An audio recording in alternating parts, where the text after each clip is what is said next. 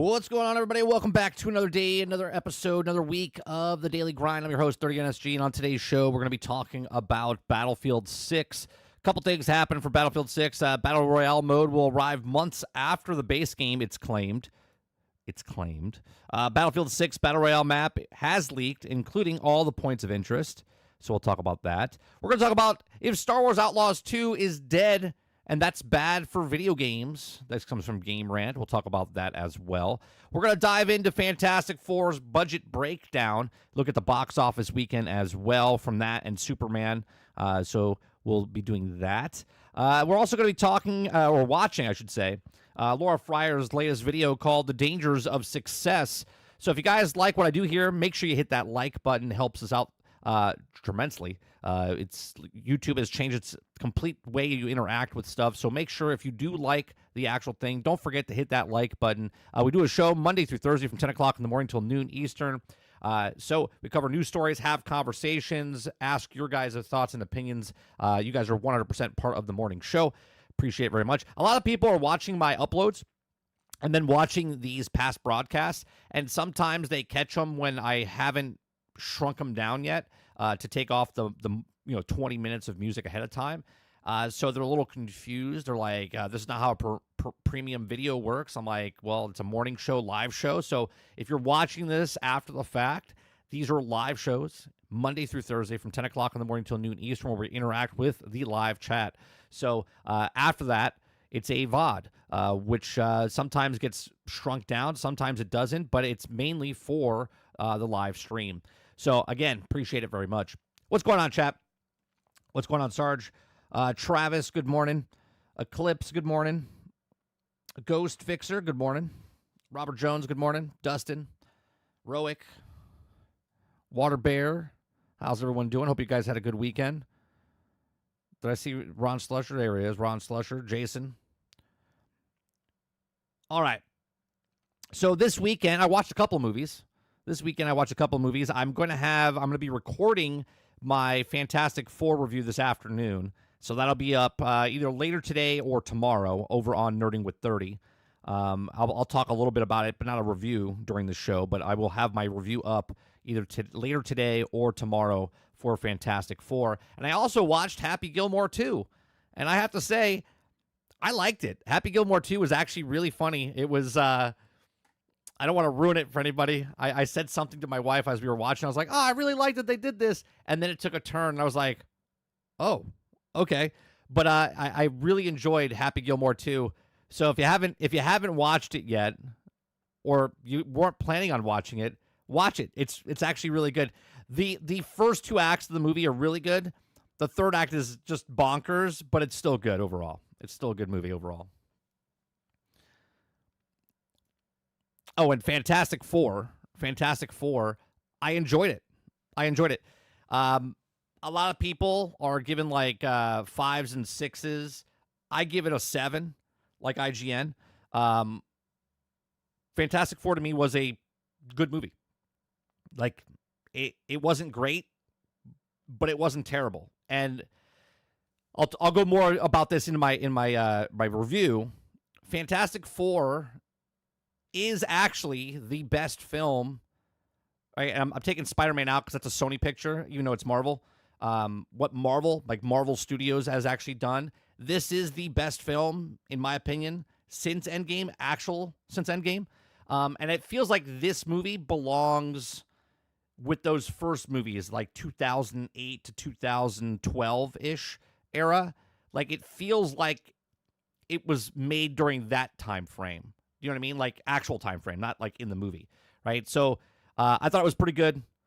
It fits that well crafted, I guess you could say. Like the CGI was good, the story was good. So it wasn't like the stuff you saw in like 4 and 5, phases 4 and 5. So we'll go more into that when I go into my review over on Nerding with 30. All right, let's get started here with the Battlefield stuff. Battlefield 6 Battle Royale mode will arrive months after the base game, it's claimed. Now, I haven't read this article yet, but I'm assuming because, and I've said this, I took a picture of it last night and posted it in our Discord, and I said, this is the beginning of the end for Battlefield, right? They show the map, okay? They show the map for the Battle Royale, and because Battlefield is not a Battle Royale game, if Battle Royale succeeds, Battlefield fails. You guys understand what I mean by that, right?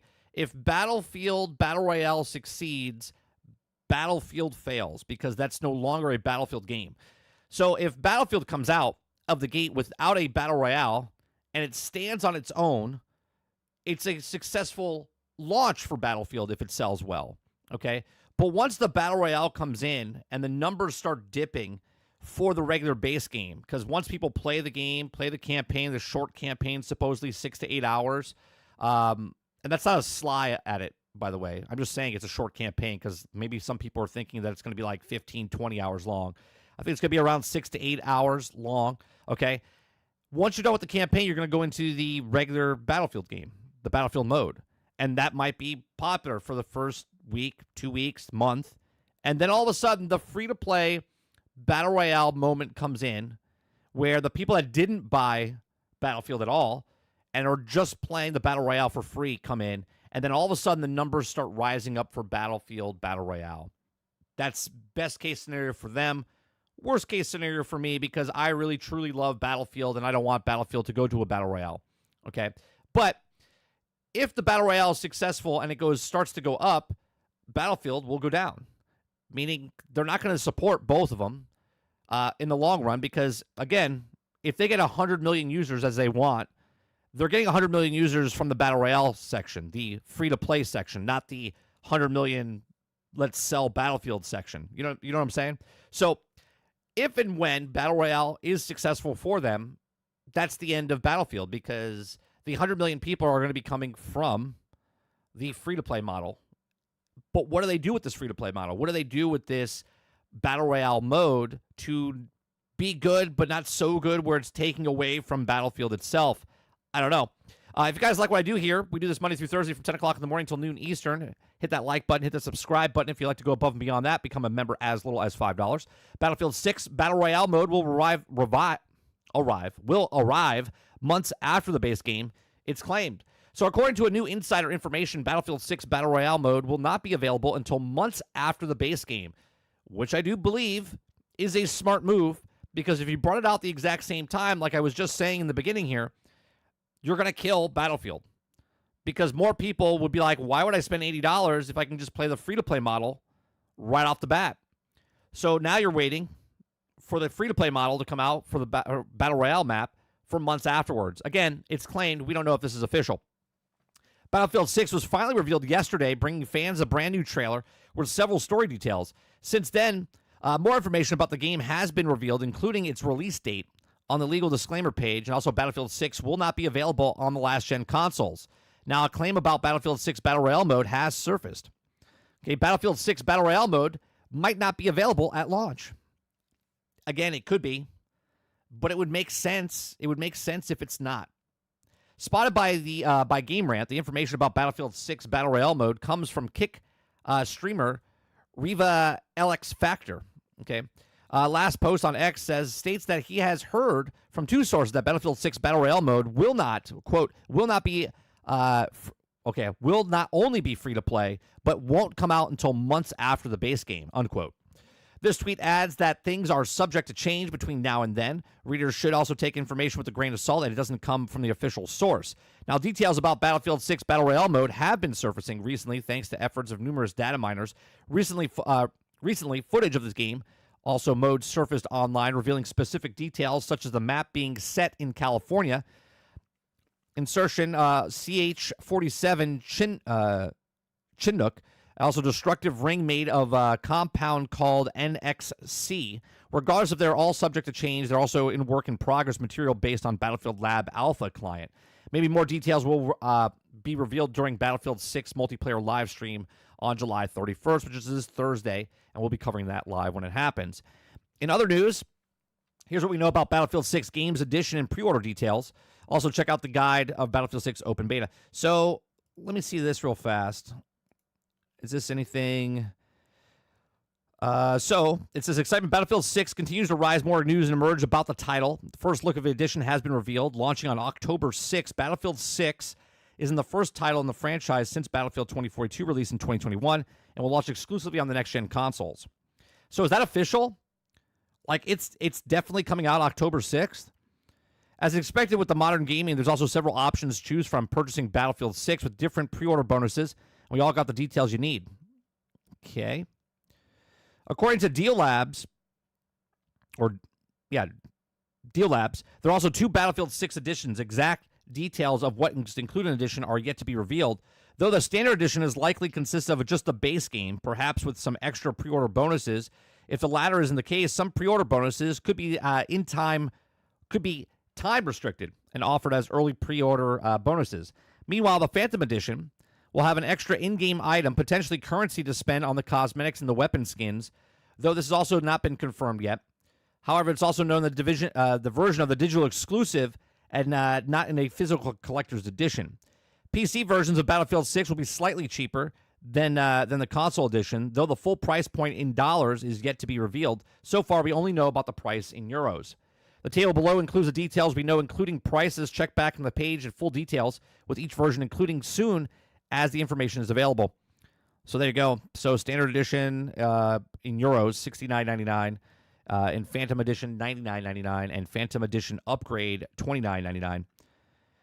No pre-order bonuses have been revealed for Battlefield 6 so far, but actually pre-order commence on July 31st, so that's speculation. So as soon as they show that version on Thursday, pre-orders are going to go up, and then we'll probably break that down on Thursday as well. Any pre-order bonuses for Battlefield 6 are likely to be cosmetic-oriented. For example, Battlefield 6 2042 pre-order pack included a legendary skin, a melee takedown knife, a weapon charm, a player card background, and a name tag. Similar approach expected for Battlefield 6. So, then the last thing we have for Battlefield 6 this morning, and then we'll go back to you guys in chat.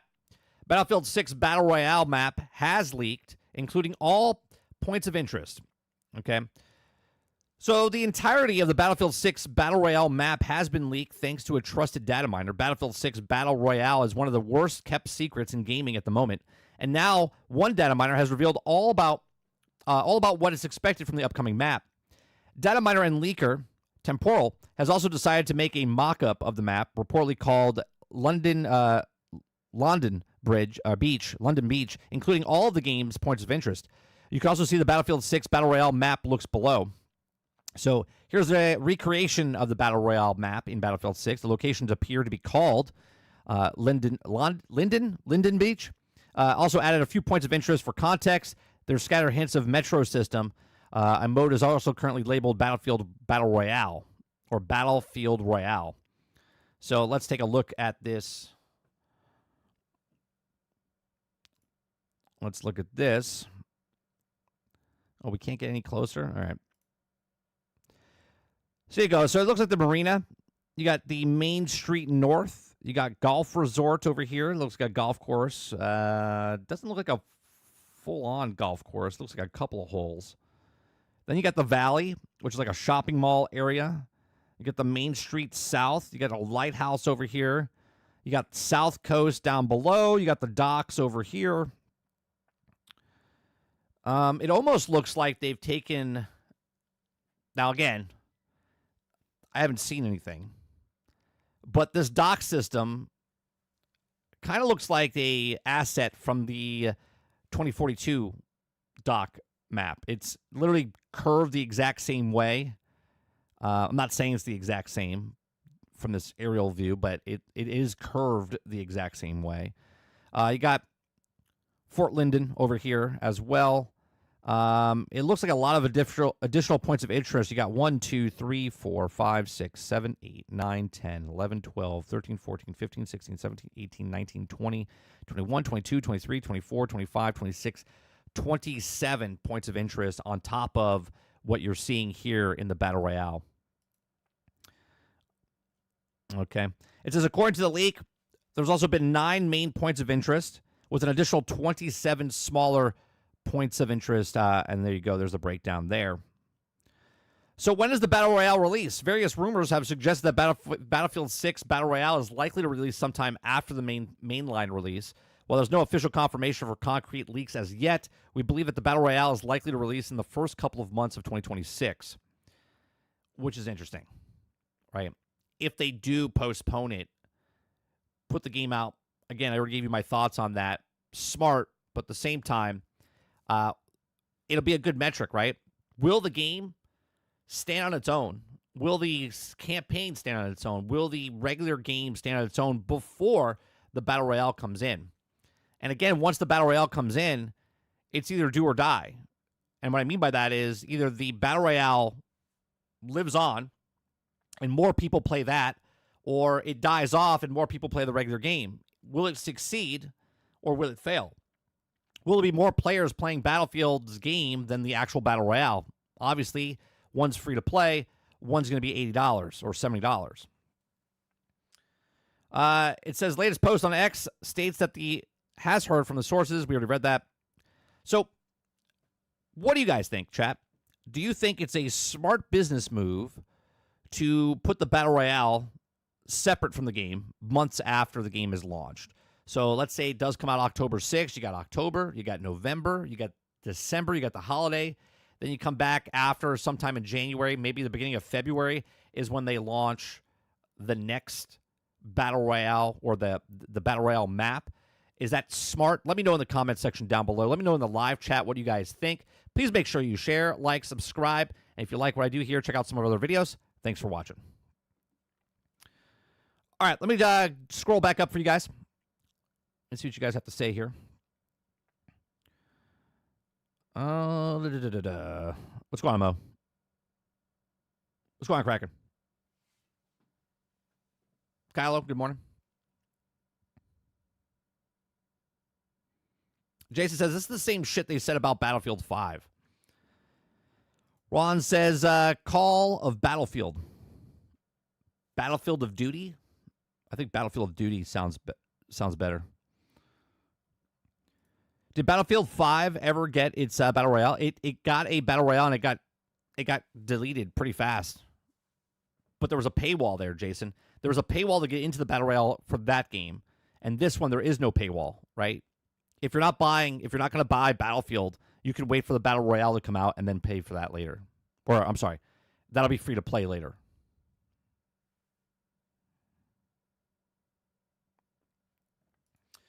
Kyle says, Guardians of the Galaxy 3 was also better, too, in my opinion. Oh, yeah, well, yeah, Guardians of the Galaxy was good. But it was also attached. Remember, Guardians of the Galaxy was actually supposed to come out before Endgame. Right? But they postponed it. Like, the whole series was supposed to be done before Endgame. But then they postponed it and pushed it. So that series, to me, is still not part of Phase 5 or 4. I mean, obviously I know it is because it's after Endgame, but regardless. Good morning, Winter Rose. Eclipse says, yeah, it's all up to the fans. Don't play the Battle Royale.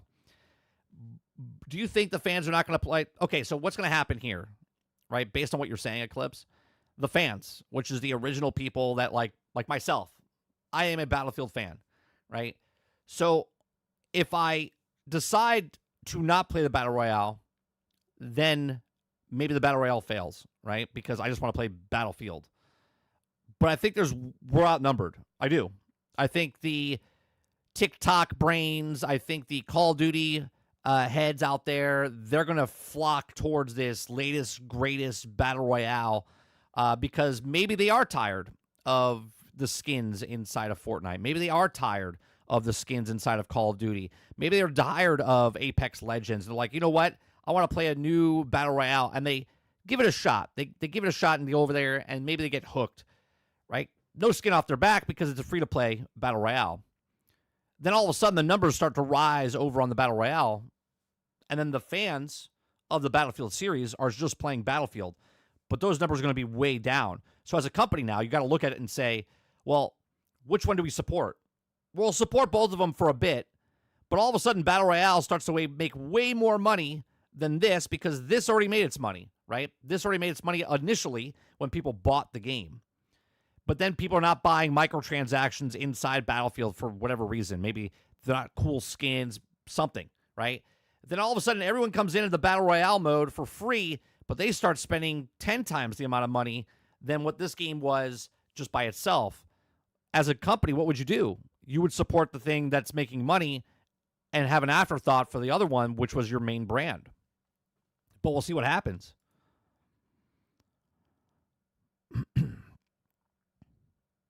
It's a funnel experiment, bro.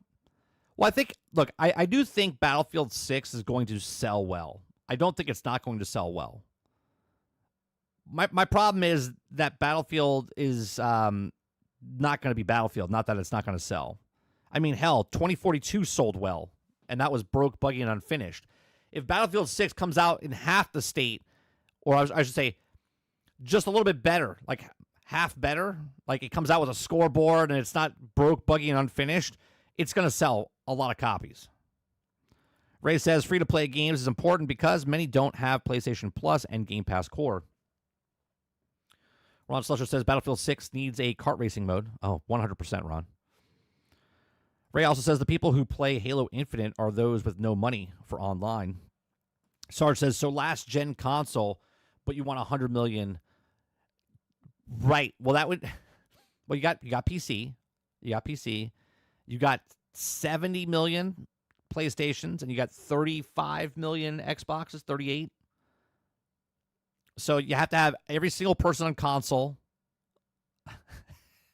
Every single person on console needs to pick it up on PlayStation 5 and Xbox Series S/X. And then PC, an additional 30 million people have to pick it up. And then they'll hit their 100 million. That's all. No big feat here.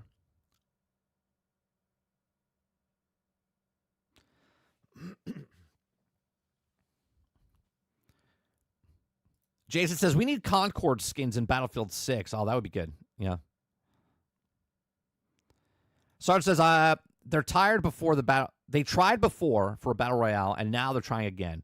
We must copy Fortnite. We must copy Fortnite. We must copy Fortnite. Waterbear, what's going on, Waterbear? Says, why do you feel that every first-person shooter now needs a Battle Royale? I think they look at it, and it's the most minimal viable product there is, Water, right? If you want to say it's lazy or whatever, like it's the most lowest point of entry for any game developer out there, where you can make a video game and make one map, one goal to go for, which is shrinking map, go to the center, last man, last team, okay? Take assets that you already worked on for other things and just throw it inside of one map, right? That's it. Especially now, and I'm not saying that EA did this, but generative AI, okay, where they can make large-scale maps for much easier than they did in the past, okay? It's just the lowest point of entry to be like, hey, we can make the most money from this, doing the least amount of work possible, right? Everything else is already established. They're just combining it into one giant map instead of 16 maps. Robert Jones says, you're certainly free, and I free to tell you, no one cares. It's true. It's true. Jason says, I kept an eye on it. If by some miracle it turns out good, I might buy it on sale. Yeah, I'm definitely not buying the game at launch. Just because no matter how good it is, if EA gives me the 10 hours free trial, I will play that to check it out, but then look at it and go, I'll wait until it goes on sale or whatnot. Just like I've done for the last two. I didn't buy 2042. I used the trial, and then I used Game Pass.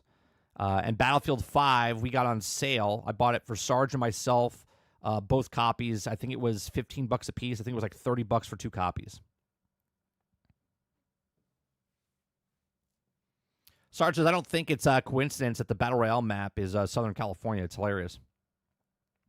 Ray says, free-to-play wins because there's always the broken friend. or broke friend who didn't pay for the online on console.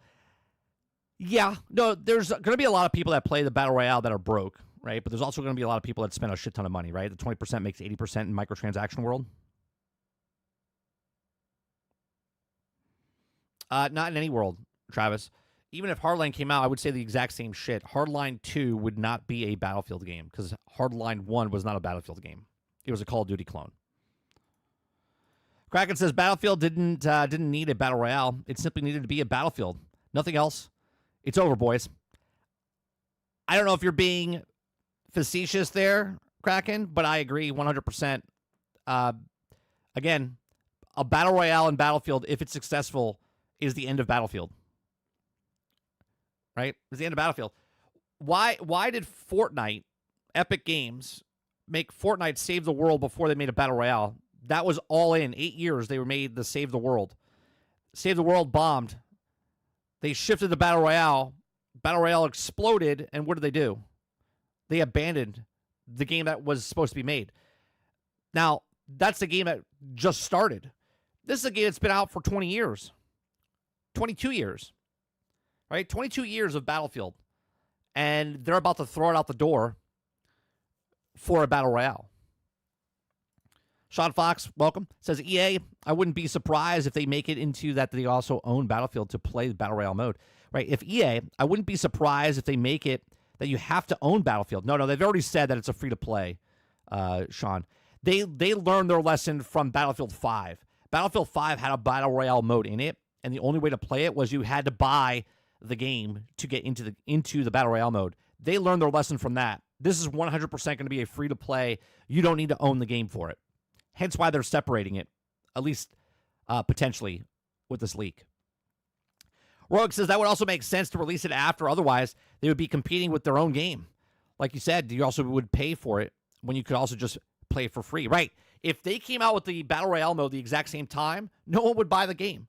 No one would buy the game because they would just play the free-to-play mode, Battle Royale mode, and just keep doing that.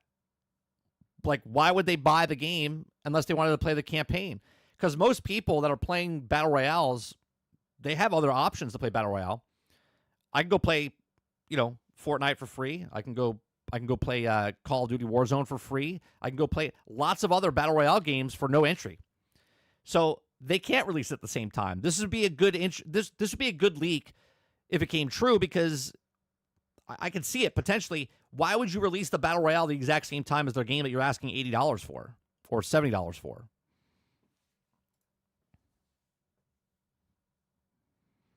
Jason says, everyone is still chasing the Fortnite trend when the people also learn that the game is a unicorn, that nothing else will ever be the game, so stop trying to chase it. Well, here's the thing, which is funny, Marshall. Even I think Epic knows that Fortnite can't last forever, hence why they're pivoting, right? They still have the Battle Royale, but look at what else they have in there, right? They brought in the rocket racing. They got the band stuff like Rock Band. They brought in Lego Fortnite, where basically it's a survival game, and they're constantly putting different things in there. There's a lot of different game modes that they're doing, but their core is the free-to-play. Like, hey, you can play this for free and spend microtransactions inside the ecosystem, but we also have a whole bunch of other stuff, which you could all just jump into. And you don't have to pay anything. You never have to pay anything for those. Those are all free-to-play aspects of the game.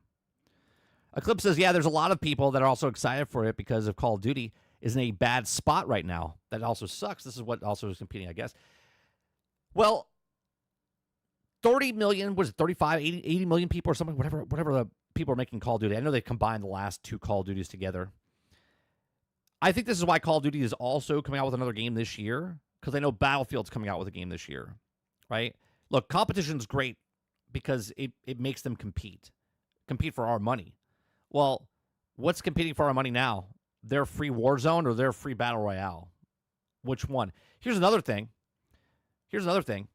If Call of Duty comes out with their next Warzone map, while Battlefield 6 comes out with their paid $70, $80 single-player game, where are those people going? Right?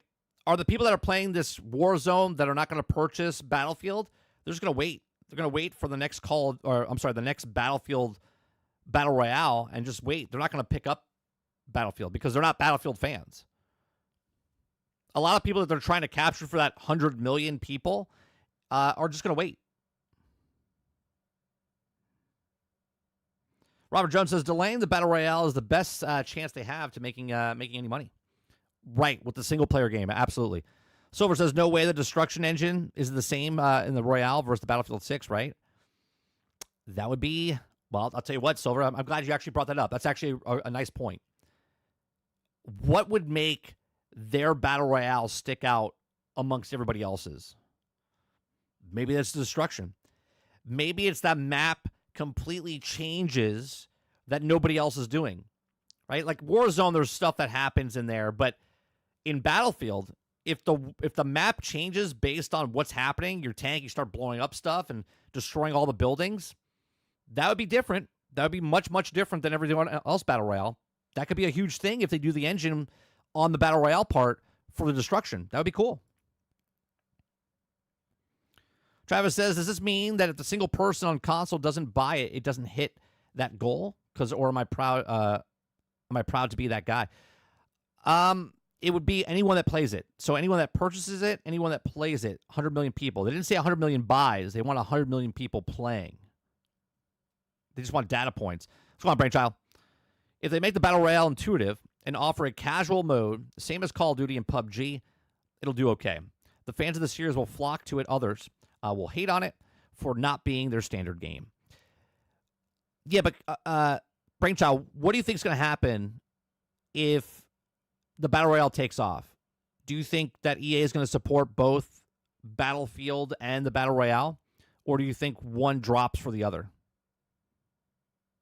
They're not going to have 4 studios working on it for the entire time. It's 4 studios right now, all hands on deck. But once the game is out there and established, they're going to go back down to just one team, I would assume.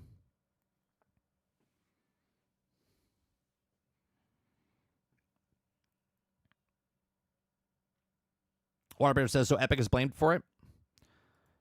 Who did it first, PUBG or Fortnite? PUBG. PUBG did it. They used the Epic Unreal Engine, and then Fortnite took them and then copied them and then surpassed them.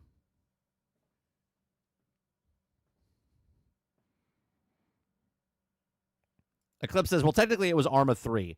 Sure. Sarge says, because you shift to what works. Identity doesn't mean anything anymore. Kraken says, 100% serious. Battlefield fans wanted one thing. Yeah, they wanted Battlefield. They wanted Battlefield. That's all they wanted. Arma 3 was a mod for the first standalone was PUBG. What's going on, Al Dente? They're hoping that Battle Royale takes off so they can also delete all Battlefields and close all servers. I know that you're maybe joking, El Dente, but you're 100% correct there, right? If Battle Royale takes off and Battlefield 6 is just kind of left in the dust from after the campaign, they're like, we don't need to support that. We'll just keep playing this. We made a shit ton more money on the Battle Royale.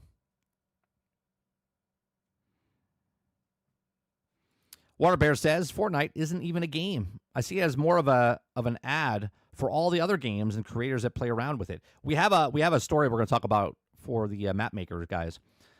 Brandy Clip says, if Epic would have put up the same effort into Save the World they did with the Battle Royale, it would have become a great game. 100%. I agree with you with that. I like Save the World. I like Save the World. I liked it so much. I went in with, El Dente and Tally, and we went in together to get the single player game to play together. And then 3 months later, they just completely switched and went Battle Royale. What happened to Save the World? Right? That's what I see happening to Battlefield. I think Battlefield, how do I put this in words? It's a Trojan horse. This is 100% a Trojan horse. Battlefield 6 is coming out. People are like, oh my God, I'm so happy. Oh, it's back, baby. Battlefield 6. Woo! It's back. And they buy the game for 70, 80, 90, 100, 120, 250, whatever they're charging for. Okay? People are going to play it. They're going to play through the campaign. They're going to love it. They're going to say, oh, this is great. This is fantastic. They're going to play the multiplayer games for 2 months, 3 months. The servers are going to be packed. People are going to love it if the game's not broke, by the way. Okay? And then the Battle Royale is going to come out. And then all of a sudden, you think you're splitting the player base with map expansions. Nobody's going to be playing the Conquest mode. Nobody's going to be playing the Rush mode. Very small servers are going to be there because everybody else is going to try out the large-scale, open-world, fully destructible maybe, okay, Battle Royale game mode. That's what's going to happen. That's my biggest fear. And I know someone will look at this and go, get over it. It's not your game anymore. It's just a game mode. It's no big deal.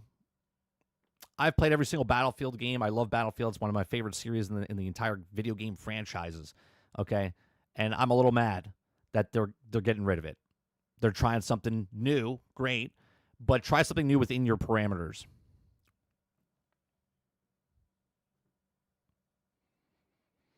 El Dente says, but which one is free? Free tier, Battlefield Battle Royale or COD Battle Royale? I think they're both free, aren't they? Silver says, I thought COD was ending Warzone and resetting it with Blackout relaunch. I'm not sure. I'm not sure, Silver. Robert Jones says, I completely forgot that PUBG added destruction. Brandon Clip says, one will suffer for the other, unfortunately. Yeah, I hear Optimus Prime in my head. One shall stand, one shall fall. That's what's going to happen. Robert Jones says, right now, for the past 2 games, no one has been playing for maps, hopefully, or paying for maps. When they get BR money, they won't leave the actual game behind. We'll see. Brainchild says they need to bring back players being able to rent servers again. I think that would be a thing. That would still be a thing because they can make money off of that. But still, that's a small group of people. And if you have your group that plays with, or you have your little, like, sort of like Hell Let Loose, right? Not a very popular game, but there's a hardcore audience that plays together over there. Roic says it's all about what they can make and the most money. Yeah, and unfortunately, that would be the Battle Royale mode. Eclipse says, do you think if the Battle Royale does so good that they also will do the whole Fortnite thing and just put everything in there, or keep selling $80 to $70 game? I mean, it's hard to say, Eclipse, but I would think if, let's say the Battle Royale becomes let's say they hit their 100 million, right? They hit their 100 million. They have a constant player base coming in to play the Battle Royale. They do a really good job with the Battle Royale. Let's say there's fully destructible environments, okay? Let's say just there's a whole bunch of things they're adding and evolving the map over time. Let's say they do like a Fortnite thing. I think they stop supporting Battlefield. I think this would be the last Battlefield. I don't think they make the next Battlefield 7 or Battlefield 8. I think they make a rendition of this. And if this recipe works where they sell the campaign separately 3 months ahead of time, 4 years from now when they make Battlefield 7, they would do the exact same thing. They would go less on all the other Battlefield stuff, make the campaign, and then just put another Battle Royale out. That's what I think would happen.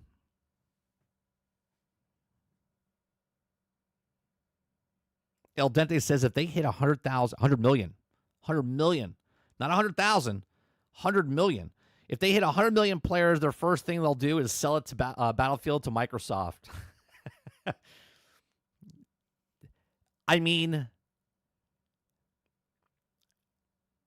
Microsoft would look at it and go, that would be a perfect game to put on Game Pass or whatever. You know what I mean? Even though it's free, but part of the brand, they want the brand of Battlefield because they buy it. They're buying IPs up. You know what I mean? Jay Breezy says, isn't Warzone dying?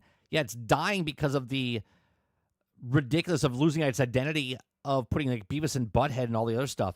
But what's dying, right? So let's take a look. I don't know. I would have to look.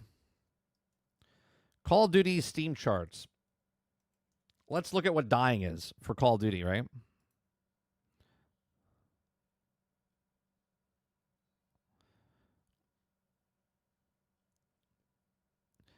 I don't know if it's dying. Okay, here. So I don't know how this actually works. Is this combined with the last one? Is this combined? This is the last 48 hours. There's still around 46,000. Okay.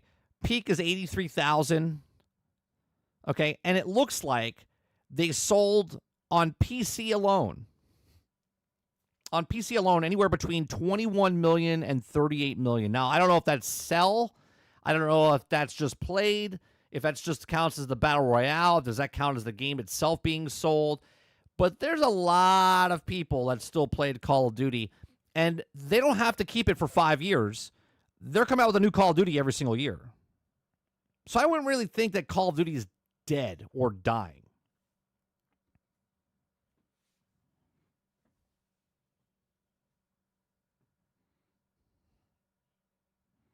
Right. Seth Rogen versus Beavis and Butthead.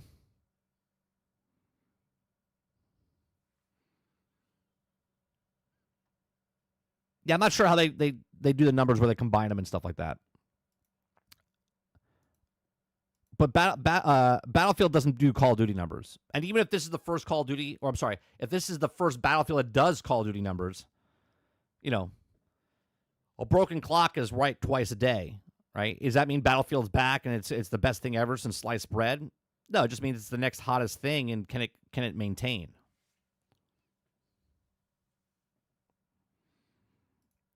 All right.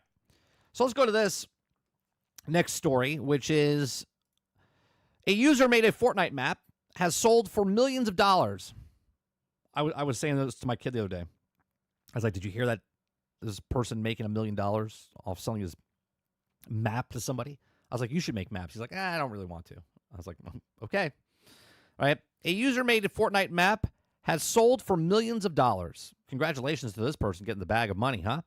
Fortnite player Gavin Gearsy Gear has sold their creative map, The Pit, to War Thunder Studios, a Gaijin Entertainment, as part of a multi-million-dollar deal. While other Fortnite creators have earned money selling custom content, this transaction is unique given the large amount of money exchanged at the buyer being an established game publisher like Gaijin.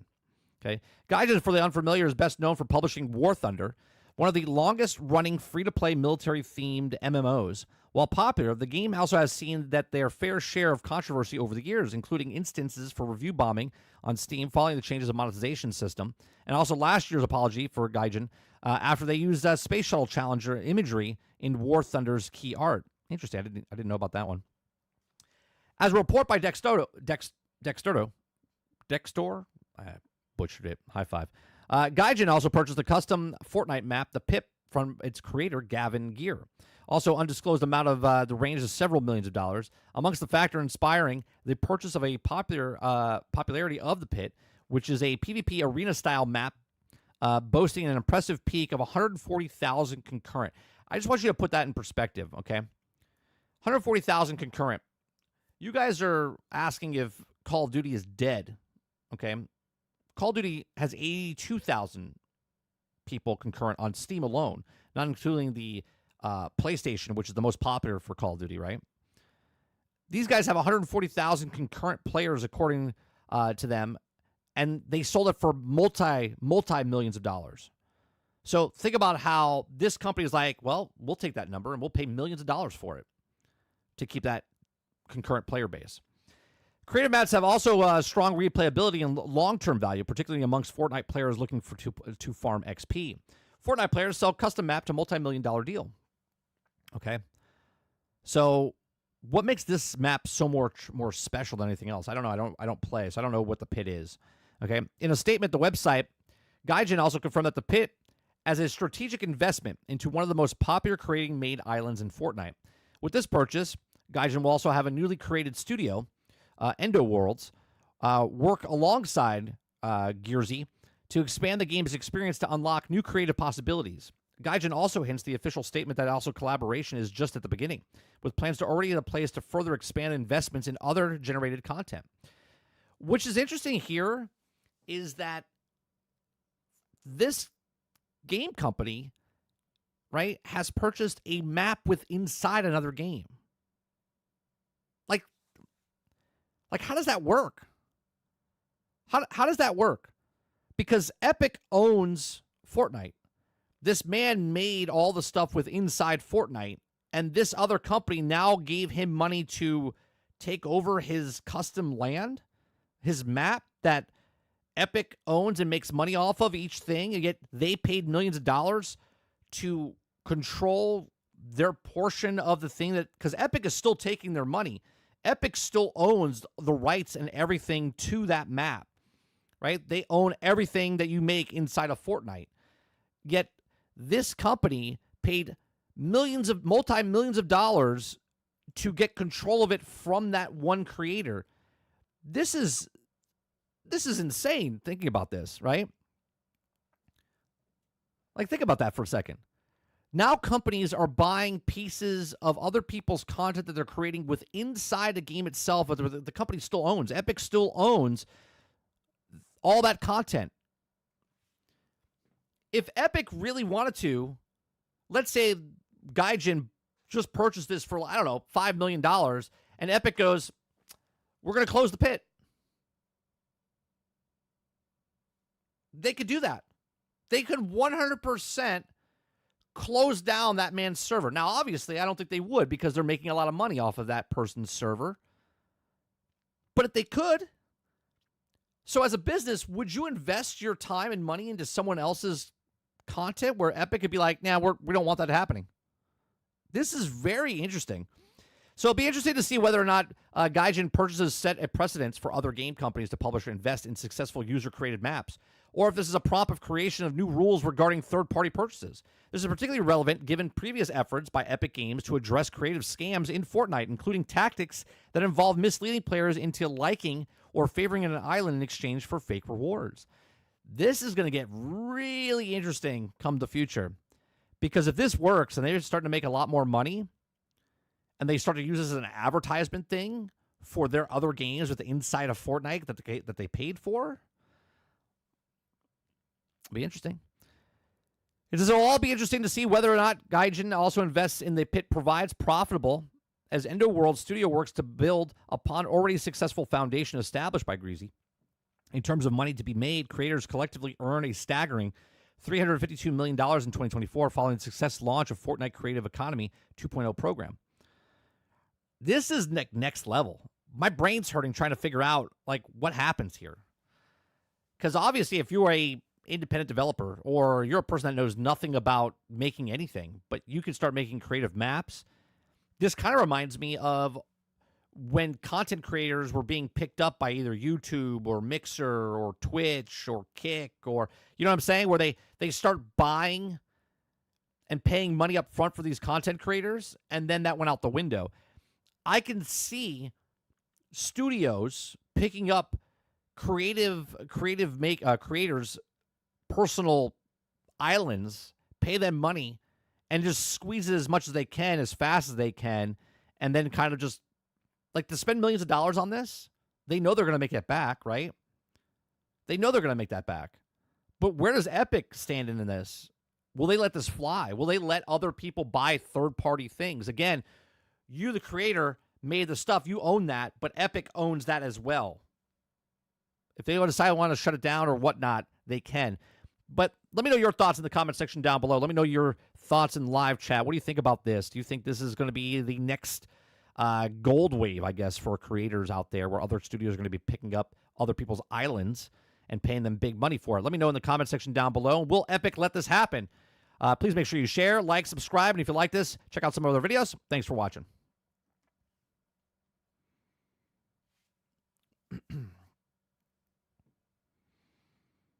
Eclipse says this is just one of those maps where you can also practice everything. It also has a gun you can also build, and it's also a very good practice map. It is interesting, though, that you can pay someone, buy someone's creation within a game. Like, you don't own any of the stuff. You don't own the map. You don't own the guns, the character models. You own nothing. Epic owns everything. But yet you paid the guy who used all that stuff to own the rights of that one map.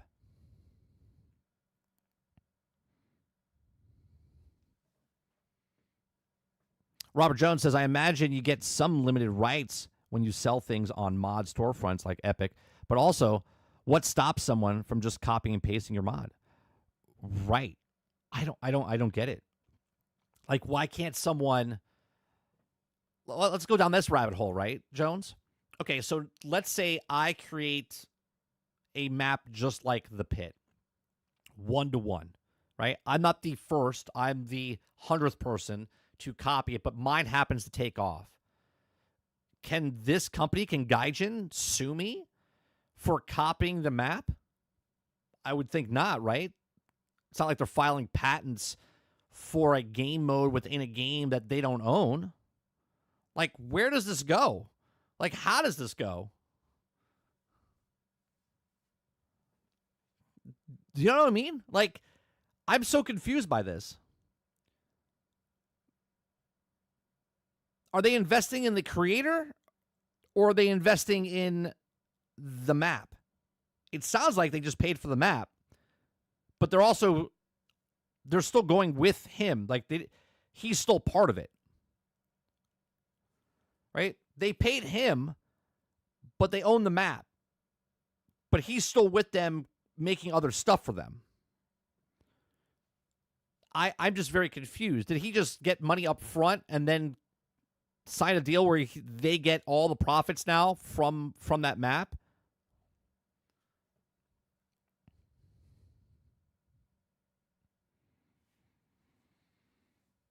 Crowded House says, I just saw FF. I'm assuming Fantastic Four. It was good. Yeah, I thought it was good as well.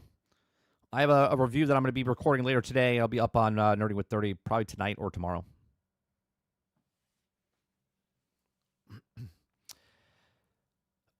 Your brain hurts trying to understand all of this? I mean, guy makes map inside Fortnite. Company buys map from guy in Fortnite. And now Epic owns this that this guy paid millions of dollars for. And yet, I mean, it is complicated. I would love to know what happens if Epic's like, no, we don't want this. They could just say, because you sold this to a third-party company, you no longer can use this map. And they just cut it. I don't think they would because they're making a lot of money off of this content creator themselves. This is another stream of income. But now, they're not just helping an individual. They now have another company purchase something, and now the money that it makes is going to another company instead of an individual. Travis, I saw what you said. You don't need to say it 3 times that you sent me a video. That's not how this works.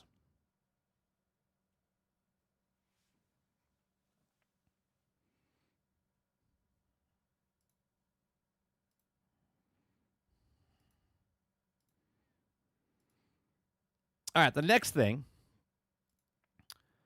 What time is it? It's almost 11 o'clock.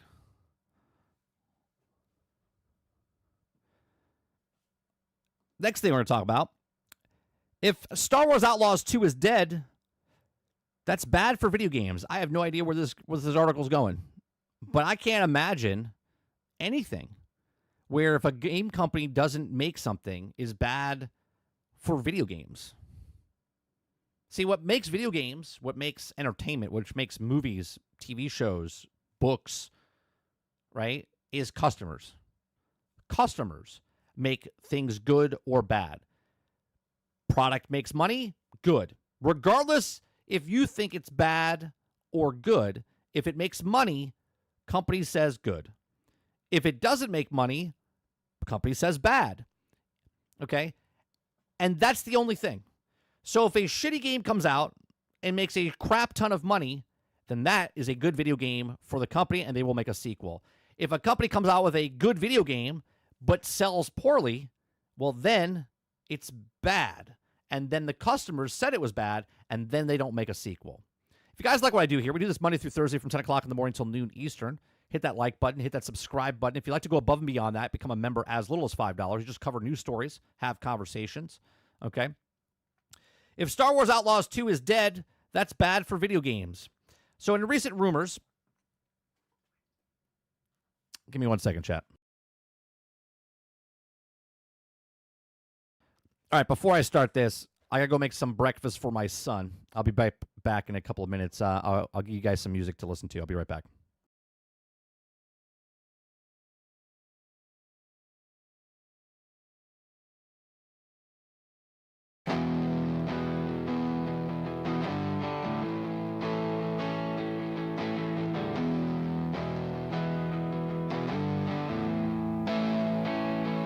The smile wide in the keynote light.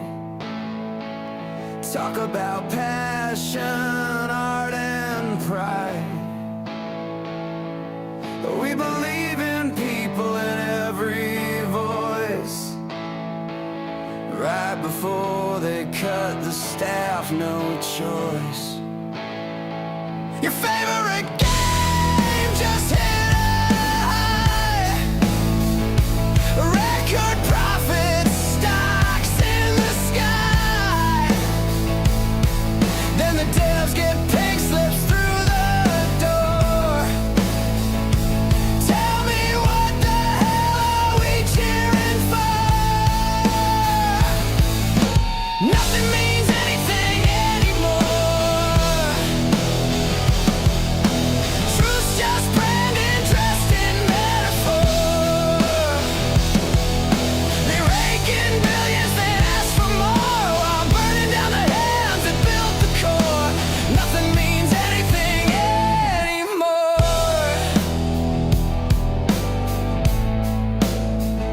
They sell you dreams with a world premiere, but every trailer hides the fear. Crunch time silence, sleepless nights, so suits can shine in neon lights. They say we're like family, we care, we grow. Then toss you out for the quarterly show.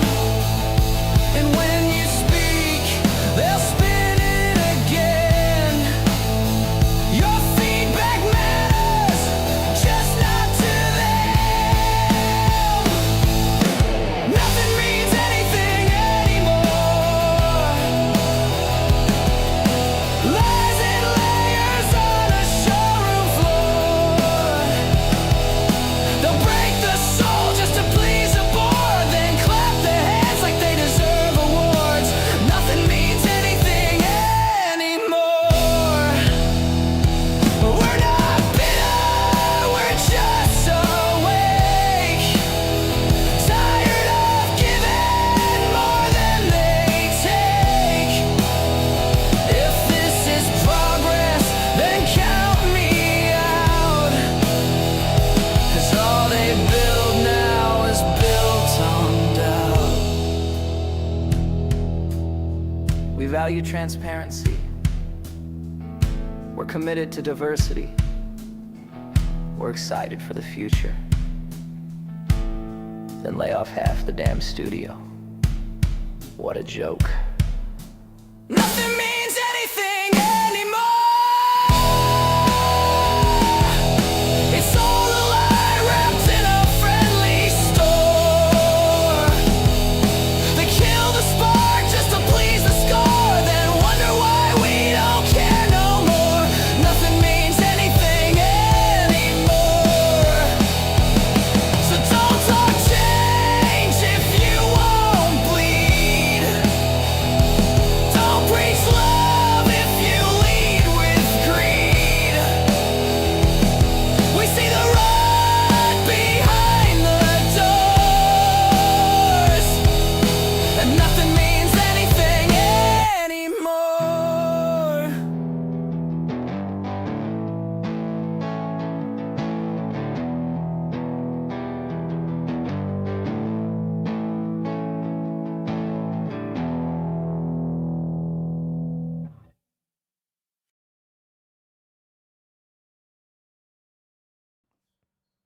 All right. Let me get the story back up. All right. Let me start again. If Star Wars Outlaws is dead, that's a bad for video games business, okay? So in recent rumors, a potential Star Wars Outlaws sequel getting the axe from Ubisoft proved true. The results impact the video game industry and its perception of AAA games based on massive IPs, okay? Massive IPs could also put in franchise titles in dangerous waters. Star Wars Outlaws aimed to be one of the biggest new series for Ubisoft, But the underwhelming sales and lukewarm critical response to the sci-fi adventure game could redirect Ubisoft away from new titles and back towards its tried and true franchises. Well, that's how business works. Let me put it in a different way. Let's say I started talking about a different topic. Sometimes that topic takes off, and other times that topic doesn't take off. That's how it works. There's ups and downs. Not for video games, though. They have to do the salute. They have to make this number go constantly going up, and so this is bad for... No, this is exactly how things get worked out in the business world. You put something out, make a game, sell a game, which I have a video on. Go check that out on this channel. Okay, make a game, sell a game. I go into what makes a game, right? You make that game. And once you make that game, you sell that game. And if that game sells well, then make sequel. Then continue on. That's how EA made it in the business. That's how Ubisoft made it in the business. That's how, right? Insert company here. Made game, sold game. That game did well, went on to make next game, right? So now, is this article supposed to make me feel bad because you put your game out there that was broke, buggy, unfinished, and then fixed it over the next 6 months, and you put it on a streaming service for $18, which is a fraction of the price than what the actual game was sold individually for, and now the problem is because we didn't buy it, they're not going to do anything else with it. Well, if that's true, then why is Skull and Bones still operational? Right? Why is Skull and Bones still operational? Because that didn't sell well. That didn't get anything. Microtransactions, that's why. Right? So massive IPs like Star Wars and DC Comics have both recently seen AAA video games dubbed flops. And it would also not be unexpected to see a company like Ubisoft shy away from attempting a sequel to that failed Star Wars Outlaws, instead returning to the successful franchise like Assassin's Creed or Far Cry. You know what other game didn't do very well? Their Frontiers of Pandora. Avatar. Frontiers of Pandora. Sold more than Star Wars Outlaws, I would think, but they don't share numbers anymore. That's a big franchise.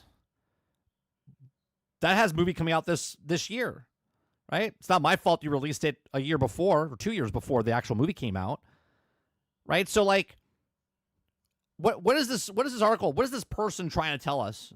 It's our fault? Our fault because the game didn't succeed? You're damn right it's our fault. It's also, you're welcome, because we want games to be done, complete, and not wait 12, 18 months for a game to be fixed or finished, okay? So it says Ubisoft attributed the poor sales for Star Wars Outlaws to a struggling overall image of the IP. That was already happening before you even laid one digital pixel on this game in 2019. Okay? And clearly bugs hurt day one impressions. Yeah, first impressions are everything. On the other hand, though, the spectrum of Ubisoft has spoken positively about Assassin's Creed Shadows' performance in spite of the game having a massive budget. It remains speculative whether or not Ubisoft's potential cancellation of Star Wars Outlaws game could be resulted on being outperformed by a 10-year Assassin's Creed series, but the history often shows that the companies will stick to perceived safe choice rather than a major flop.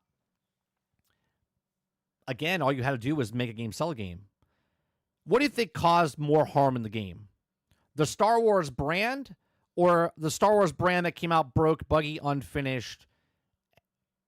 What do you think, right? Like, look at Cyberpunk. Cyberpunk was broke, buggy, and unfinished, and that survived, and that's a brand new brand. So make this make sense to me, chat. A brand new IP from a company of Cyberpunk was successful even when it was broke, buggy, and unfinished. But Star Wars came out broke, buggy, and unfinished, and Star Wars hurt the brand. That's not how that works, okay? The brand new brand succeeded because they went and fixed the game. They lied about the game, first off, being very good at the beginning. They hid it from companies. So when they were doing the reviews and stuff, Okay, literally straight up lied. And then one came out with a game that would have been great if they waited another 6 months to put it out, right? But yet they blame it on the IP when me, you, and everybody else in the world knew that the Star Wars brand was already hurting. But at the same time, Battlefront 2 is very successful now during a time where Star Wars brand is damaged. Why is that?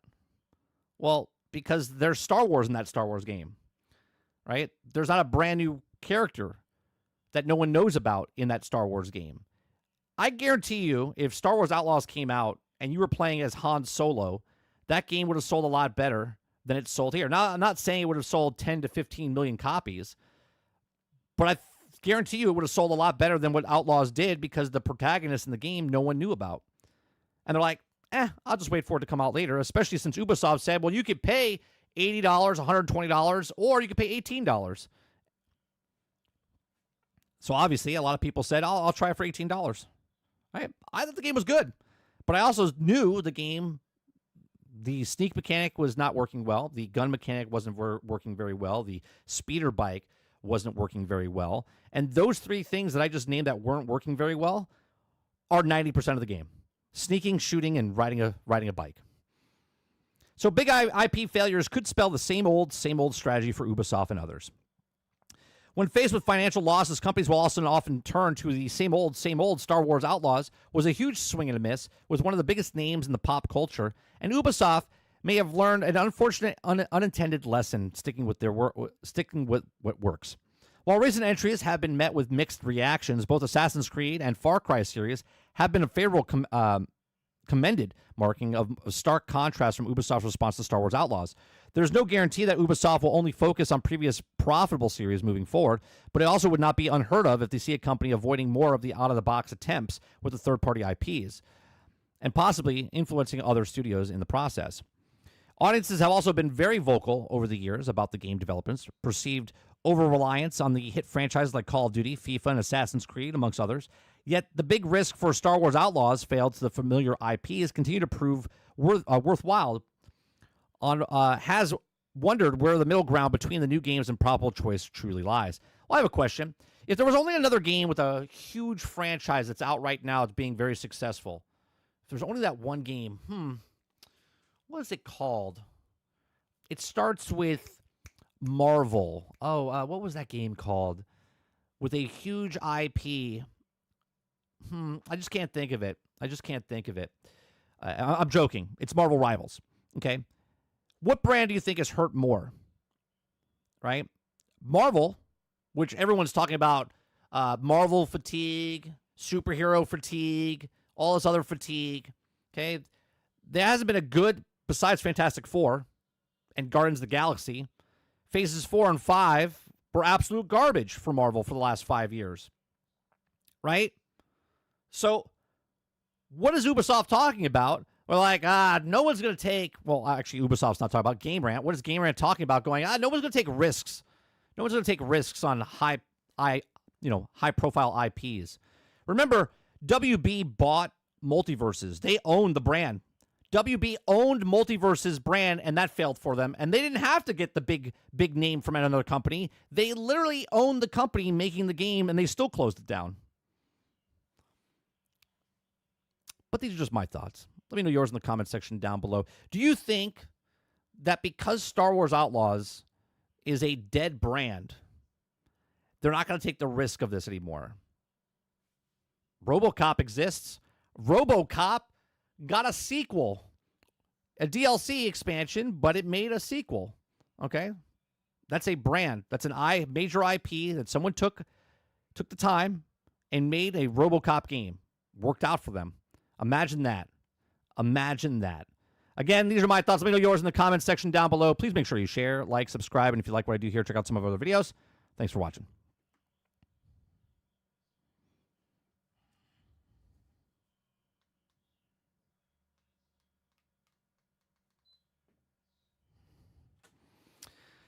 Let's see what you guys talk about here.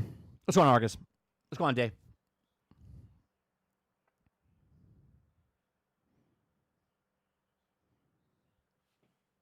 Just as Star Wars and Ubisoft was surely a recipe for success, all they had to do was just finish the game. Remember when they first showed it? When they first showed Star Wars Outlaws, there was no backlash on anything. People were like, "Wow, it looks like a really good game."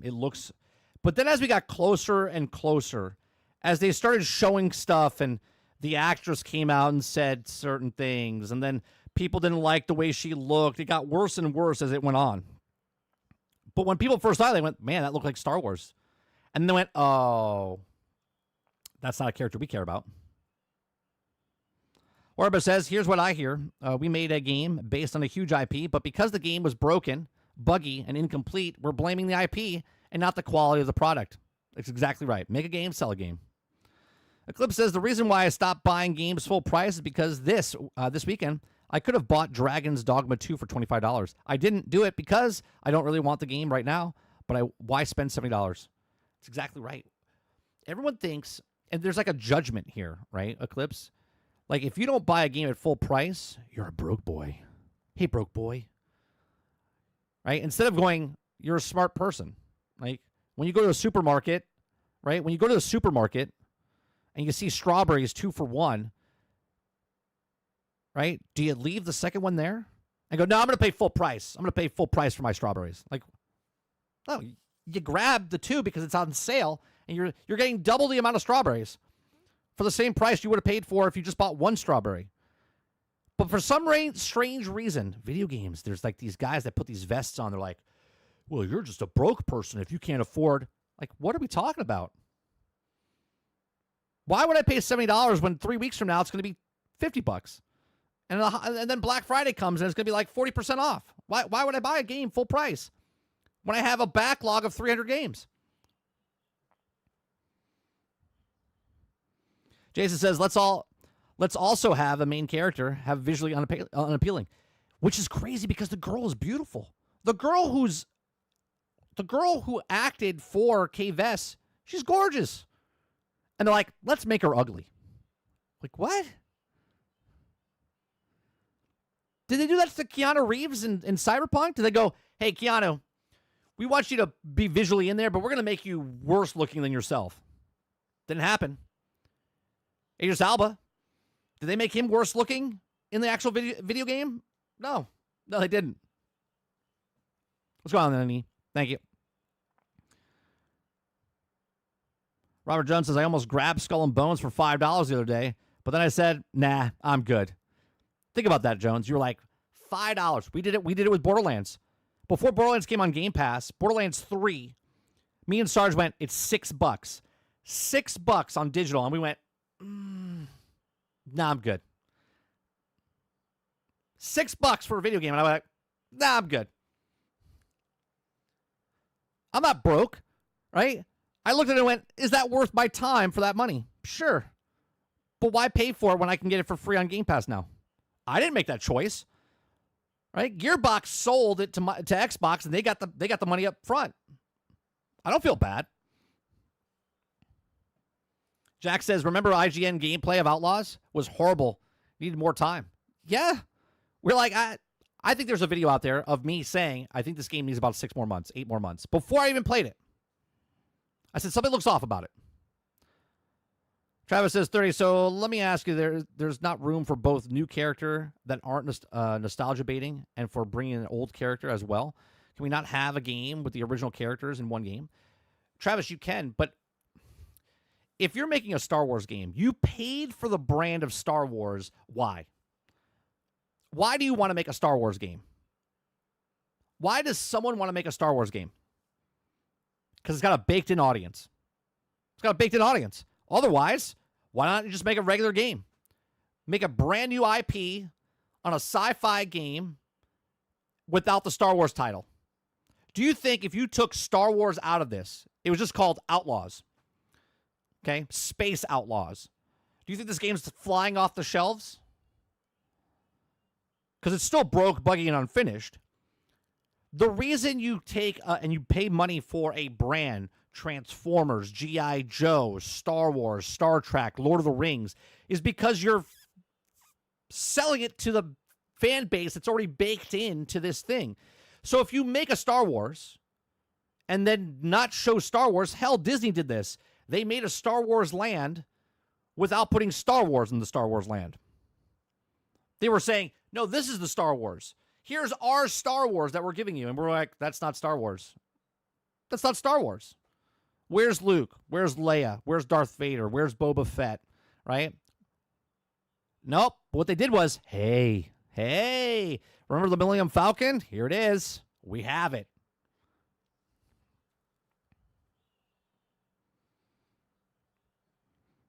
Travis says, I mean, in fairness, Star Wars is more than just Jedi and lightsabers, space wizards. With the beginning of the said issues with Outlaws, it wasn't the concept. I love all you guys that think that Star Wars is more than lightsabers and space wizards. Sorry, it's not. Sorry, you might like the universe, but Star Wars, as it is right now in 2025, has been the same Star Wars since 1977. Luke Skywalker, Princess Leia, Han Solo, and lightsabers and Darth Vader. That's what it is. It's what it is. It's what it's always been. We always have this conversation. I'm sure Krebsy will come in and start typing away. Doesn't need to be a Star Wars. Doesn't have to be connected. That's what Star Wars is. That's what Star Wars is. Do you know why people like watching Star Trek and it doesn't matter which one? It's because the Enterprise. The Enterprise is Star Trek. Doesn't matter what Enterprise. Enterprise. You're following Enterprise. If they didn't want to do that, they could do Deep Space Nine, and Deep Space Nine wasn't as popular as the other Star Trek ones that the Voyager, right, wasn't as popular as the Enterprise.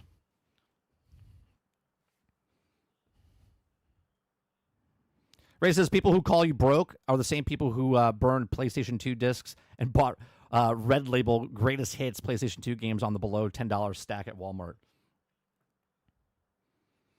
You know, it's funny, Ray. A lot of people, because I played video games before it was cool.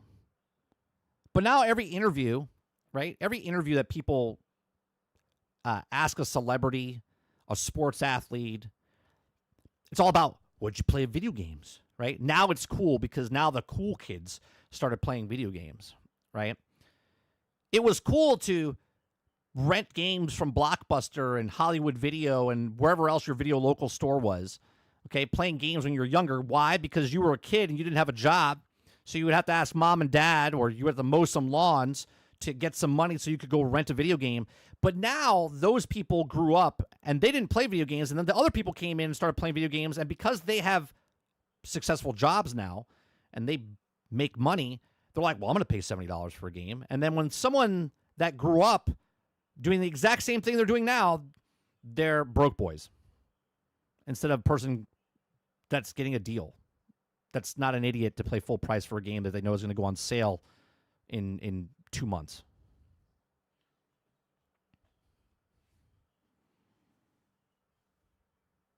Ray says, Borderlands 3 sits on my free Epic game library. Didn't touch it.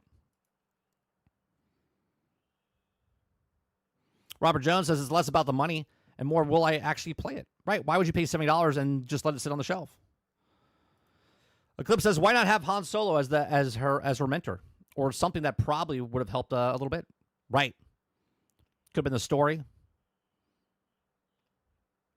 Right? Introduce her. She's part of the thing. Jason says, Shadows of the Empire, Dark Forces, Republic Commandos, KOTOR all had tons of new characters, and they were never seen in the movie. And look how successful they were. Just make them look cool and write them. But it still takes place, right?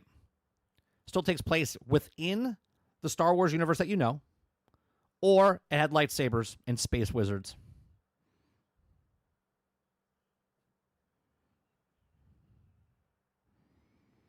Zia says, exactly. When Episode 1 brought up all the trade federations BS, we were confused.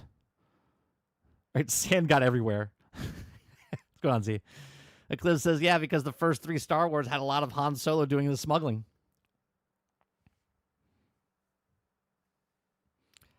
Like, I just don't understand. People think that Star Wars, like Star Wars is Star Wars. That's what it was. Lord of the Rings is Lord of the Rings. You can make it a Lord of the Rings and do the Hobbit and stuff, right? But people like it because it's still in the universe. We'll see how good the Tales of the Shire game does. Because I wonder if people I wonder if Tales of the Shire will be a good game because it's in the Lord of the Rings universe, or because it's just following a cozy little game that's inside the Hobbit Shire, right? Because do more people like Lord of the Rings for the Shire, or do more people like Lord of the Rings because of the combat and the orcs and all the elves and everything else that happens inside the Lord of the Rings world? I guess we'll find out.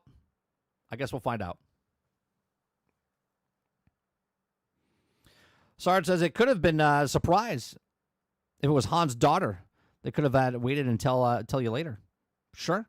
I mean, look, if Star Wars, if they didn't want to do the Star Wars thing with the new character, why did they sell you with 2 expansion packs with 2 other characters that are from the Star Wars universe? Lando, and what was the other one? There was a Lando DLC, and there was another one. I forget what the other character was. They nostalgia bait you with other characters from the Star Wars universe. Imagine that. Hey, I know Lando. Wait, we get to interact with him? That's cool. Waterbear says, speaking of Star Wars, did you hear who's going to be in Ahsoka Season 2? I did not. Jason says, oh, yeah. Not arguing that, also just saying that we also can have an original character outside of the movies that are popular. Oh, 100%. I'm not saying you can't have a new character brought in. There's new characters all the time. Look, there's a show that probably you guys didn't watch that was turned into in Ahsoka, since speaking Waterbear's talking about Ahsoka, right? Ezra, okay, from Rebels and Canon and Sabine, they're all brand new characters that were in the Star Wars universe.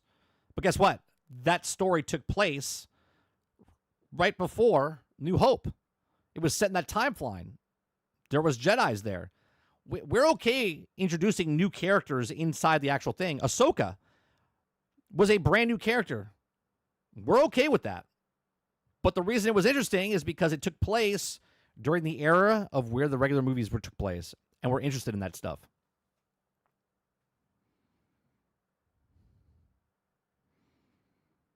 Oh, Star Killer's coming to Ahsoka?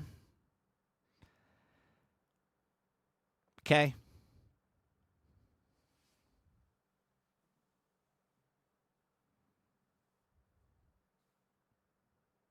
Oh yeah, he was in the last season.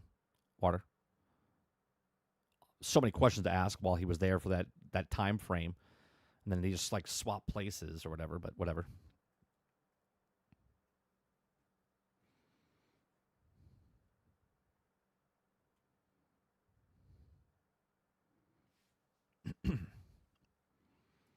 Sarge says, why did KOTOR do so well? It had no old characters. They were all new. It's because the format and the writing was the same. Well, that because there was fucking lightsabers and stuff. Star Wars Galaxies failed because people wanted to be space wizards. Right? They're like, I don't want to go through all the work to become a space wizard. I just want to become a Jedi right off the bat.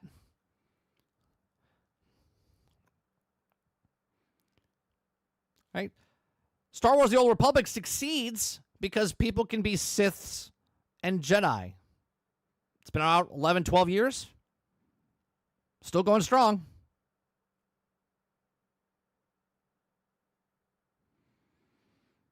El Dente says it's not Starkiller, though.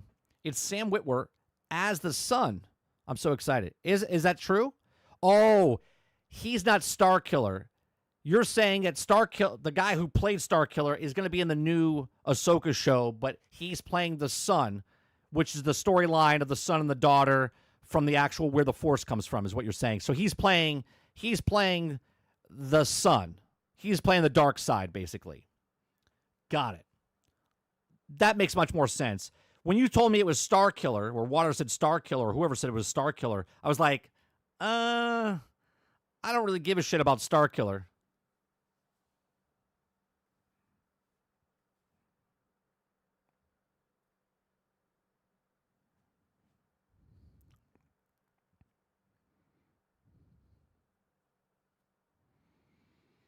Yes. Join the dark side. Yeah, if he's playing that character, he's playing the son. That a lot of people probably don't even know this storyline because you probably didn't watch the Clone Wars. But there's this storyline, okay?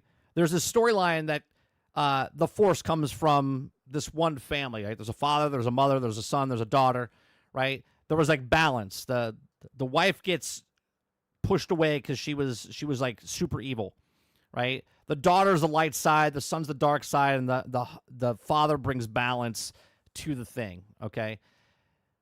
Where there's this episode, you should go watch it. It's very good, okay? Ahsoka's there, Obi-Wan's there, Anakin's there, and they're having conversations, and there's a lot of lore that goes into this. If they're bringing that story to Ahsoka, could be interesting.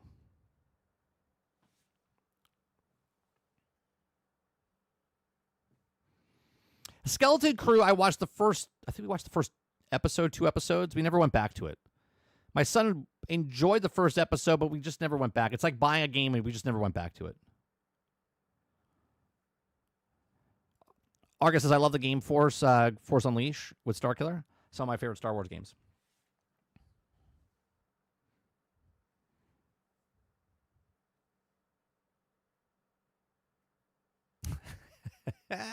Water says, but Batman can beat them all with prep time. Did you guys see the new Aztec Batman? Have you guys seen this? I have no idea what they're doing. I know it's like Elseworld stuff and different things, but I was just like, what is happening?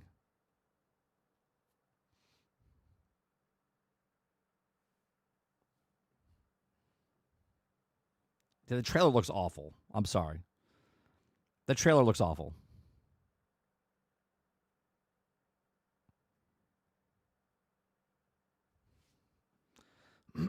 Kids did like Jar Jar. All right, let's go from the Star Wars thing. Let's watch Laura Fryer's video here about the dangers of success. The dangers of success. I don't know what the dangers of success are because I'm not successful. So, yeah, I saw the new Avatar trailer this weekend when I was at Fantastic Four. It looks like Avatar. It looks like the exact same story, but now they're older. The first trailer didn't really sell me. And I actually like Avatar 1, right? I like Avatar 1. I enjoyed Avatar 2, but it looks like the same story. But we'll see what happens.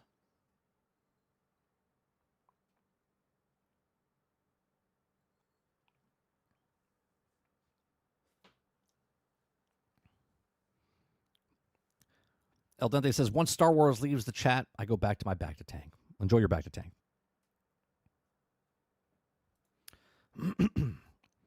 Come on, man. The villain joins the Fire Clan?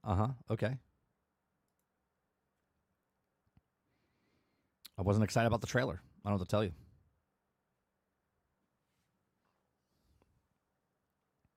The first trailer didn't do anything for me.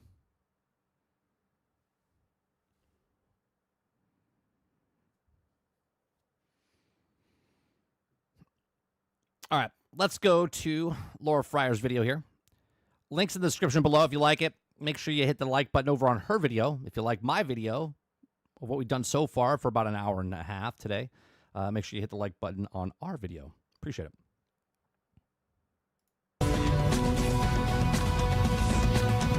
After the infamous launch of the Xbox One, Team Xbox has been trying to rebuild their culture and their brand.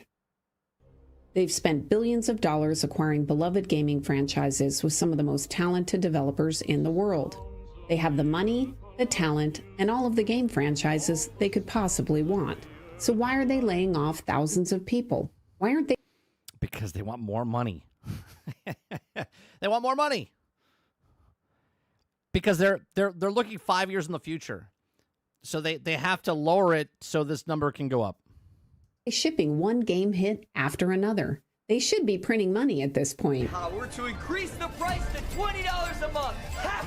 As I've said before, making a great game or awesome hardware is very difficult even in the best of circumstances. But the problems with Xbox are more than that. And today we'll talk about the pattern I've seen in many companies, not just Microsoft, and how difficult it is to avoid and fix entrenched cultural problems. When Xbox started, it was exciting. Everyone wanted to be a part of it, which was great. It was easy to recruit. It went well. We showed nothing, technically, but it started to... It went well. We showed nothing.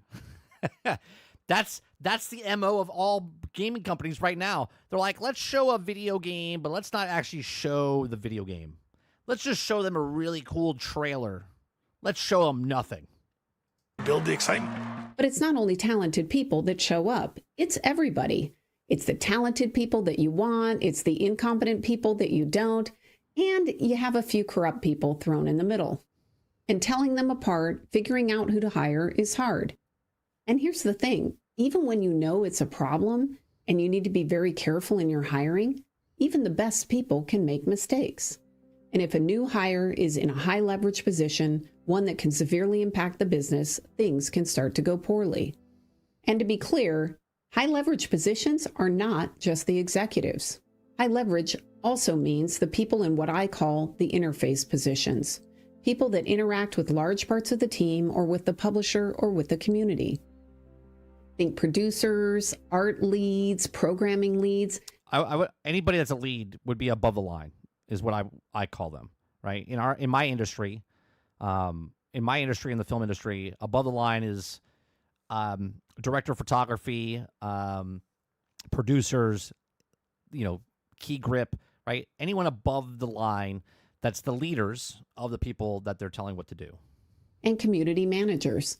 People often overlook community management, but it is a very influential position on a game team. It's important because sometimes the community manager is the only person the game. Speaking of community managers, if you look at community managers, some really good community managers out there, but then there's like 3-4 years ago where community managers were like destroying, actually it's still happening today, right? I remember Kinger talking about the community manager for Remnant Studios. Completely destroyed the optics on Remnant Studios, okay? Or Remedy, I should say, sorry, right? And that's the problem. Community managers, Bungie's community manager, okay? Deej back in the day was good. Then there's other ones that come out and that were community managers that open their mouth and kind of put their foot in their mouth instead of just, you're just a community manager, man. The optics are supposed to be really good. A community manager for Marvel's Avengers was terrible, okay? They didn't even have one for the longest time, right? Like, Miller Ross was actually being more of a community manager than the people that actually got hired, and he wasn't a community manager. Will ever interact with at the game studio. And a lot of feedback that a game developer hears about their game is filtered through high leverage positions, those interfaces. And if the data is changed or excluded by the person on the interface, the game developer doesn't get good feedback. And if you're not getting good feedback, it's very difficult to make good decisions. And this is a pattern I've seen in many companies, not just Microsoft, where success happens and suddenly you have all of this money, power, and fame. And people show up and they try to wrestle over it. They want to control it and the culture changes. In my view, this is what happened in Xbox. The culture went from being renegades that were mostly an engineering and production meritocracy to being a patronage culture filled with business people. 100%. This is almost the example I was talking about with video games. If you're around my age, right, which I'm 47, okay, and you started video games when you were younger, if it was in the early 80s, maybe it was the late 70s, you might be 50, you might be 60 years old. If you're 60 years old and you played the same time as me, we have the same experience, right? You're 60, I was 3, right? Well, I'm 47, right? You might have been 13 when you first played your first video game, okay? And I was 3, okay? We come from the same era, right? Playing video games when you were younger was not cool. Was not. I don't care what anyone tells you, right? People used to get their ass kicked because they played video games. Just like the same people got their ass kicked when they watched comic book or read comic books or watched certain things. Not until the industry switched and changed where people got older, got into the actual business, and they saw that there was a lot of money being made. And then the people that hated on video games became the leaders of running the companies in video games. They didn't care about the actual video game. They cared about the money. They were the ones that would kick your ass because they didn't give a shit about it. They thought it was stupid, but now they see it has money, right? And that's where the culture changed. The people that were running these companies before, the independent studios, were the geeks and nerds that got their asses kicked or picked on. And then the people that hated those games became financial guys and started getting their grubby hands on this stuff and then changed the dynamic of what video games was. People. And by patronage, I mean people who are hired for reasons other than being good at their job. And once it gets started, the culture sustains because every incompetent person that gets hired hires more incompetent people. And sometimes it's because they're trying to protect their position, so they don't want someone who's better than them working for them. But other This is funny. Let me rewind this because we talked about this last week or a little bit when people they don't want to certain people they don't want to take over people, right? They don't want their job being taken over. We talked about it last week or the week before. every incompetent person that gets hired hires more incompetent people. And sometimes it's because they're trying to protect their position, so they don't want someone who's better than them working for them. But other times it's because they can't recognize competence even in themselves. You may have heard of the Dunning-Kruger effect. It essentially says that if you don't know something, then you can't recognize if someone else does either. So imagine you're an artist you've never programmed in your life, and you're being asked to interview someone and figure out if they're a good programmer. Yeah, I don't know what I'm doing, but I'm going to hire someone and see if they know if they're good at what they do. This is a very difficult problem. And on top of that, it's very difficult to separate competence from confidence.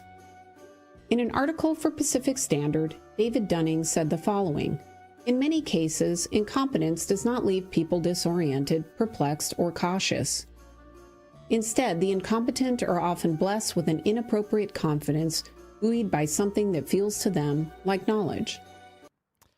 That happens a lot, especially with today's age, right?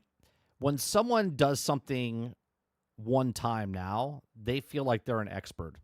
If anyone's a parent out there and you have any children, you know exactly what I'm talking about, okay? When they do something once, they think they know it all, okay? I was just having a conversation with my son the other day. He's like, I want to do YouTube. And I said, well, what do you want to do in YouTube? He's like, I want to do what you do. And I said, well, what do I do? He says, you talk about video games. And I said, yes, I talk about video games. But I talk about video games from a point of view with the experience that I have. I'm 47. You're 10. Okay? What experience are you bringing to the table if you want to make a YouTube channel? Okay? Yes, I'm small, right? I'm not known. But I've been playing games for 44 years of my life. I know what's a good game. I know what a bad game is. I know what the industry's like. Okay?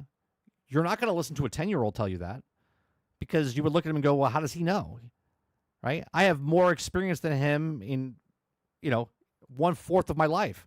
So that's the thing, right? A lot of younger people, I'll go back to this quote again. In many cases, incompetence doesn't not leave people disoriented, perplexed, or cautious. Instead, they're incompetent are often blessed with inappropriate confidence, okay? And some of that feels like them like knowledge. They feel like they have all the answers in the world. They think they're the best of the best, but really, they don't know shit. Inappropriate confidence, buoyed by something that feels to them like knowledge. This is one of the reasons you see these confident executives in the games industry who think they know more than the gamers themselves who they're supposed to be serving. Right. Which they don't. Right? Which they don't. They don't know. Right? That would actually be really good. El Dente says make him play classic games and talk about the point of view of the game. And Ray says that actually I would listen to a YouTube channel with brand new point of view. You would, right? But a lot of people, you got to remember, a 6-year-old's not going to watch a 10-year-old talk about video games. A 10-year-old will talk about 10-year-old. But at the same time, the 10-year-old watching the 10-year-old play a video game or the 15-year-old or the 16-year-old is going to be like, I know more than this person. Why am I going to watch them? You see, that's the problem. Because the younger community thinks they know everything. So everyone knows everything. And they're rolling out products that don't appeal to them. Gamers were baffled when the Xbox team charged an extra $100 for the Xbox One because they wanted to include the Kinect. I think the Xbox leaders hoped that by forcing Kinect into the hardware, game developers would have to support it and gamers would too. They didn't ask the game developers, they didn't ask the gamers, heck, they didn't even ask the publishers. I was working at Warner Brothers at the time, and I can tell you that we saw the numbers.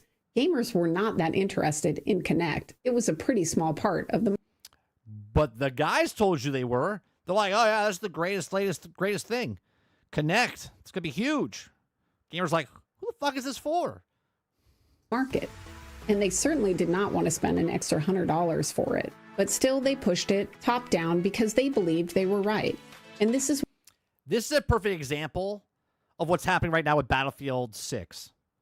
Okay, Battlefield 6 with the two gun mechanics, as far as locked gun mechanics and not locked gun mechanics, they think they know better, right? Hence why they're both putting them in the thing at the exact same time. And then they're going to tell you that, well, this outdid this one. Even though the people that like Battlefield don't want open guns, they want closed classes. But they know better than the gamer that wants to buy the game. what you see when a patronage culture takes over a company. They aren't customer focused, they're delusional, and they'll waste endless resources pushing their ideas. They move from a bottom-up culture where engineers and designers, the people doing the work, have a seat at the table, to one where it's top-down and the company is only as smart as the CEO. I don't care how smart the CEO is, I would bet on a team over an individual any day. And these delusions aren't just at Xbox. Take a moment and watch the pivoting of Silicon Valley. In 2021, everyone's building a metaverse. Facebook even changed their name to Meta. And then a short time later, it's all about AI. Yeah, that was the worst thing. He literally changed Facebook to Meta and then pivoted to AI. So he's going to change Meta to AI now? Is this company going to be called AI? Because they're not going towards the Meta anymore. Facebook is so... And I get it. A meta means more than just, like whatever the meta is the meta. worried about missing the next big thing that they stop leading. They just start chasing whatever the latest trend is. Man, I'm telling you, everything she's saying right now, fresh in my mind is Battlefield 6, right? They're missing the next big thing. They don't lead. They just follow the trend. And it's understandable because they almost missed the cell phone completely. They were so far behind in 2012 that Zuckerberg had to pivot the entire company to focus on mobile just to catch up. And he never forgot that mistake. But we as customers, we sit here thinking, will these things ultimately work out, or are they just another fad? More delusion. Well, that's easy. If they work out, it works out. But if it doesn't work out, it is a fad. Right? You see what I'm saying? Hindsight's 2020. Hindsight's 2020, right? Because I can bet on the horse, right? If the horse wins, I look at me. Fantastic. But if my horse loses, I'm like, it was just a fad. It's being pushed by executives out of touch with real people. When it doesn't work out, there's often no accountability because the people... There's never accountability. Look at the stories we just looked at. The accountability of Ubisoft of making a broken, buggy, unfinished game, they took no accountability. They pushed the blame on the brand of Star Wars. Do you see the problem? Right? Everything that she's saying, I can pick out a point that we just talked about. Battlefield 6, Ubisoft, right? Microtransactions, all of these things. They think that they know better. They're going to push what they think is, and then it fails, and then they don't take any accountability. It's just a fad, and they blame it on someone else. People who are making the poor decisions, well, remember, they're not there for meritocracy reasons. In fact, oftentimes, the more failures, the more promotions they get. I remember being asked to lead a game that was considered a disaster because it had already lost something like $30 million for the company. And the team was going around joking that I was in the big leagues now, that I was finally losing enough money that I was going to be promoted in no time. And that's when I started to notice that pattern. Of course, sometimes it's... Wait a minute. I gotta hear that again. I want to hear that again.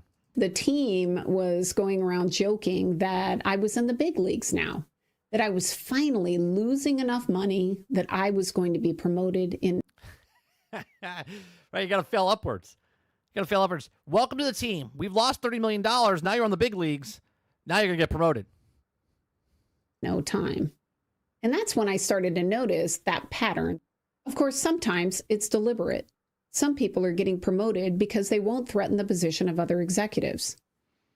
I love Laura Fryer's videos. I love her videos. She just tells it exactly how it is. And it's better coming from her than from someone like me because she's got credentials in the actual business instead of me just telling you my experience with no background in video games, okay? Just film, right? But it's the same. They're all the same. But I love that she's like this. Think about it for a minute. Satya, the CEO of Microsoft, made around $80 million in total compensation in 2024. That's a lot of money. I think it's hard for most people to even comprehend how much money that is. And then you think about it, Satya's the leader, the CEO of one of the most powerful companies in the world. He's got money, fame, and power. What would you do to keep that? Would you want to bring in an aggressive new employee who's going to challenge your position? Or would you want to play it safe? Think about all the time. Right, because if you're running a company, you want to do just enough to keep the investors happy, right? You don't want to bring someone else in that's going to make you look bad. So you kind of, lower the expectations. Tell the people what they want to hear. And then when you're ready to retire, then you're safe. You've made your bucket. You know what I mean? You've made your pile of cash. You've seen people do crazy things for money. A lot less money than what we're talking about here. Tell me something you sell today if you offered $1 million for it. Well, I wouldn't do it, but some people may sell their soul for $1 million.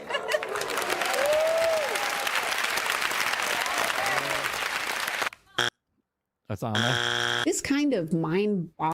That would have been funny if it was like number one. That would have been It would have been funny if it was number one. So let's look at let's look at that list for a second. Hold on, I want to see what the list was for if you got $1 million. This kind of House, car, jewelry, baseball cards, body, family members, comic books, and art and painting. A lot of nerds on this thing, huh? mind-boggling money and power changes people. I've seen it many times. It changes people, even the ones who are trying to do their best. George, I'll start you out at $20,000 a year. And here's what I've observed. You don't know. You don't know how you're going to react to that much money or that much power and fame until you're tested. Okay, George. Okay, Mr. Potter.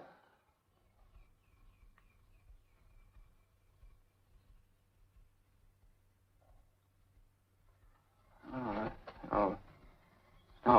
No, wait a minute here. Wait a minute.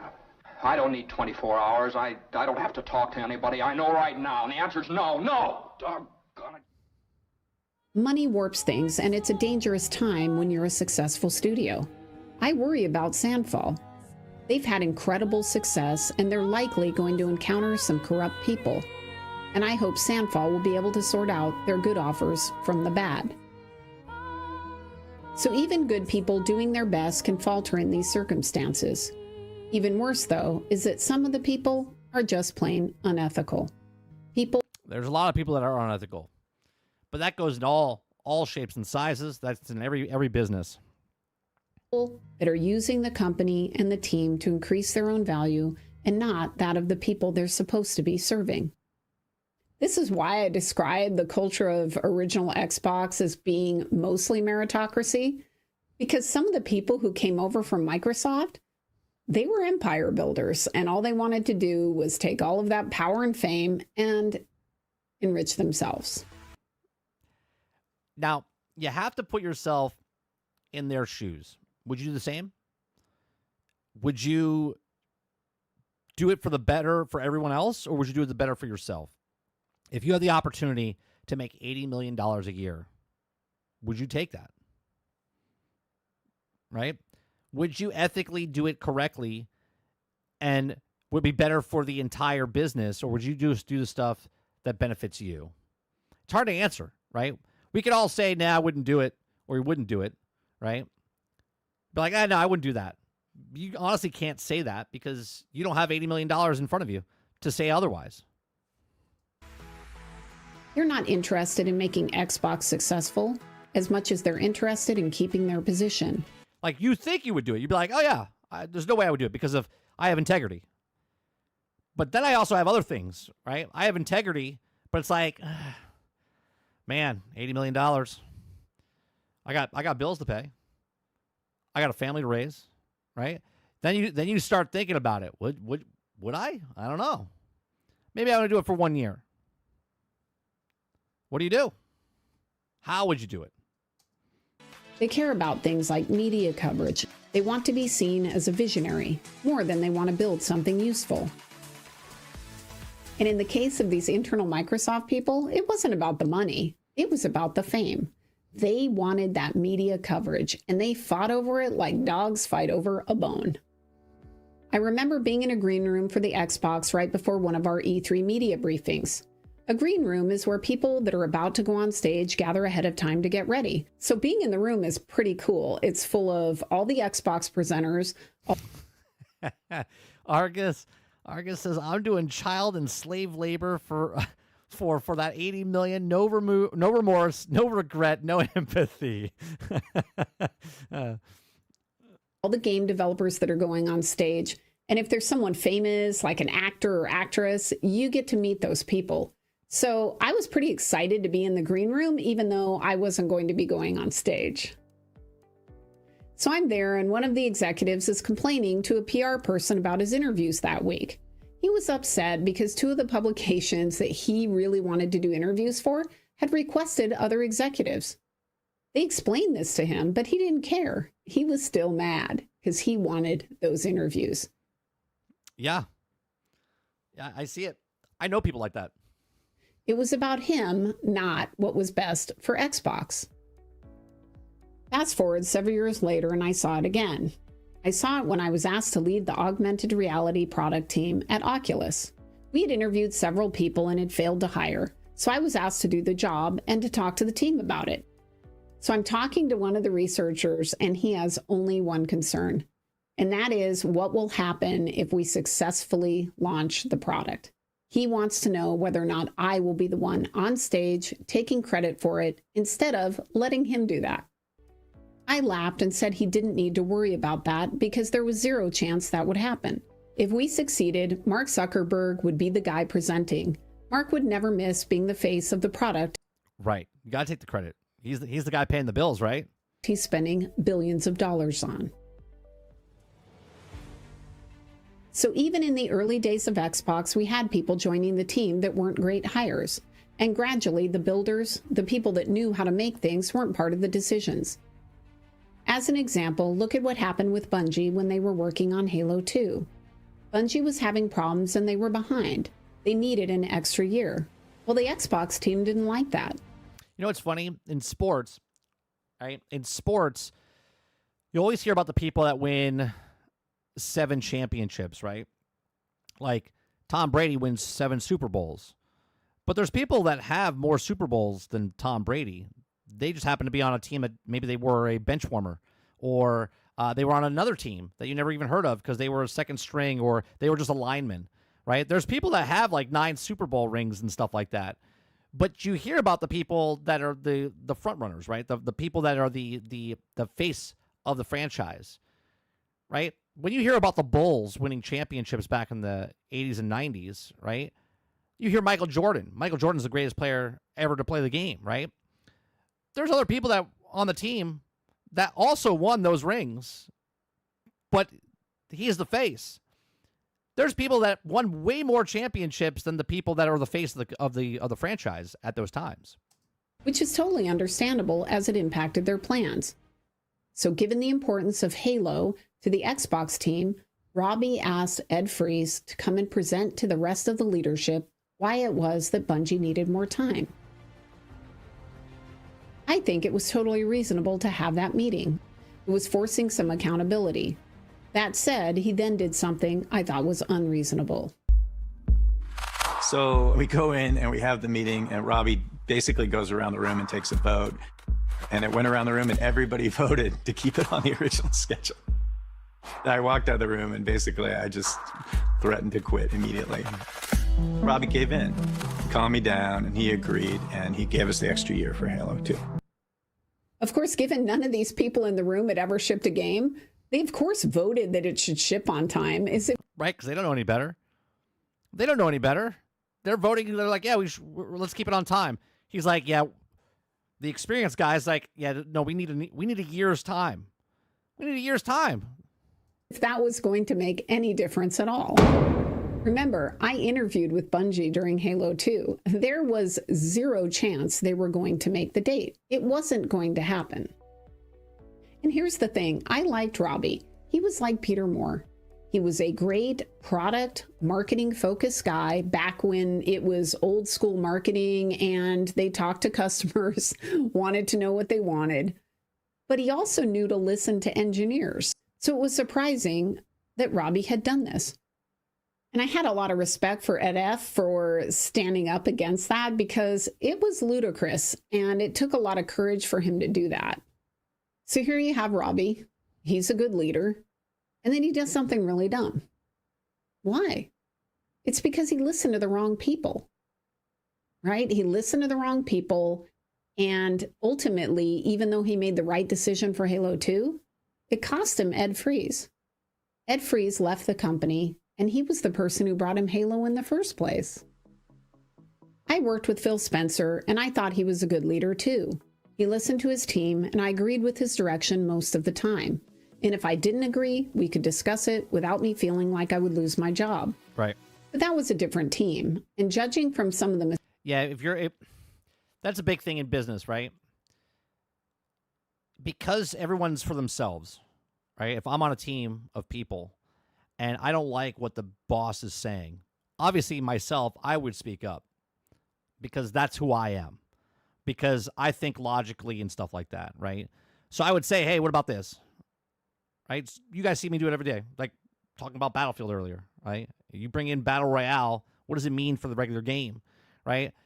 Are they asking that inside the studio? Or are they just going, oh, Battle Royale makes a lot of money. Let's do that, right?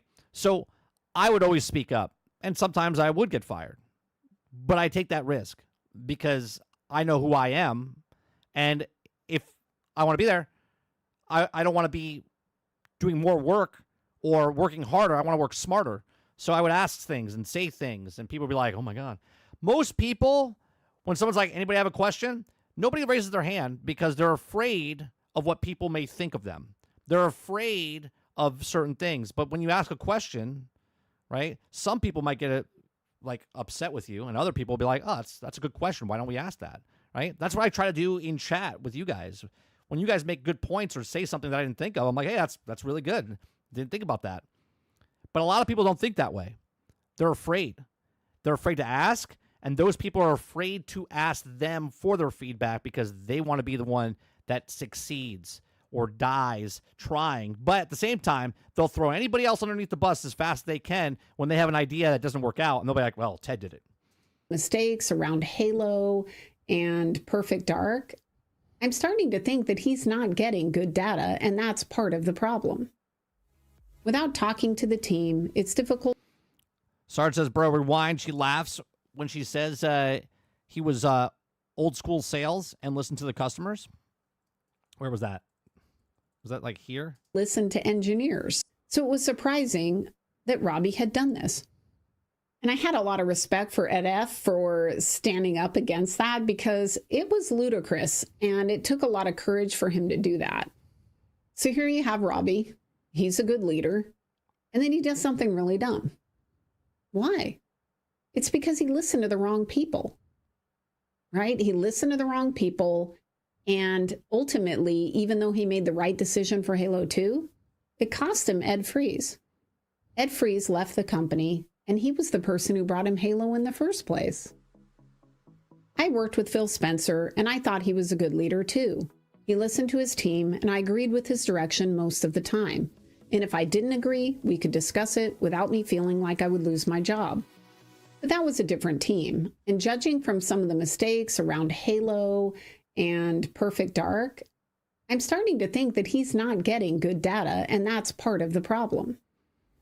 Without talking to the team, it's difficult to know if it's mostly competent people that aren't being heard, or corrupt and incompetent employees extracting value for themselves and driving the Xbox and the games off a cliff. Cheers! Normally, with a large enough team, you're going to have all of these people. And so the only question is whether or not the good guys are winning. Are the game makers, are the builders, are they winning? Do they have a seat at the table? Are they being heard? Or have they lost their spiritual self? I want to say the gamers don't have a say. I think most of the time, not saying that all the companies that say we're listening are listening. I think they listen to a point. They think that they know better than the people that want to pay for the stuff. I remember during Marvel's Avengers, we were asking over and over, put these certain cosmetics, certain characters in there, and they told us, can't do it. Can't do it. Can't put it in. Can't put the movie crossovers in. And then they did. Which shows then they just lied to us, right? That they couldn't do it. Marvel Rivals is a perfect example of listening to the actual fans. They're like, oh man, it'd be really cool to this. Now they're doing their own thing, but they're also saying, hey, they're interested in this. So let's put that in the game. They're doing this. Let's put that in the game. They want this, right? So they're listening to the customers that are paying for the microtransactions, that are paying for the skins and whatnot, instead of just going, no, we know best. And if they're not being heard, are there enough left of them at the company in Xbox to argue for change? I hope so. But given that the stock market and the investors are still very happy with Microsoft, I think it's going to be a while before we hear the end of this story. It's amazing what you can afford. Look at a video by her. I like her videos. I know a lot of people like give her shit or whatever. I don't know why. I like her videos a lot because there's so many other people out there that don't want to speak up. They don't want to say anything because they're afraid they're going to burn bridges. And I don't think she gives a shit. I think she's in a happy place, and she's okay just making this type of content for what it is. And I'm glad she does because I really do like listening to her tell the insides. I think more people that worked in the industry should come out and do exactly what she's doing. Right? But a lot of companies, they're not listening.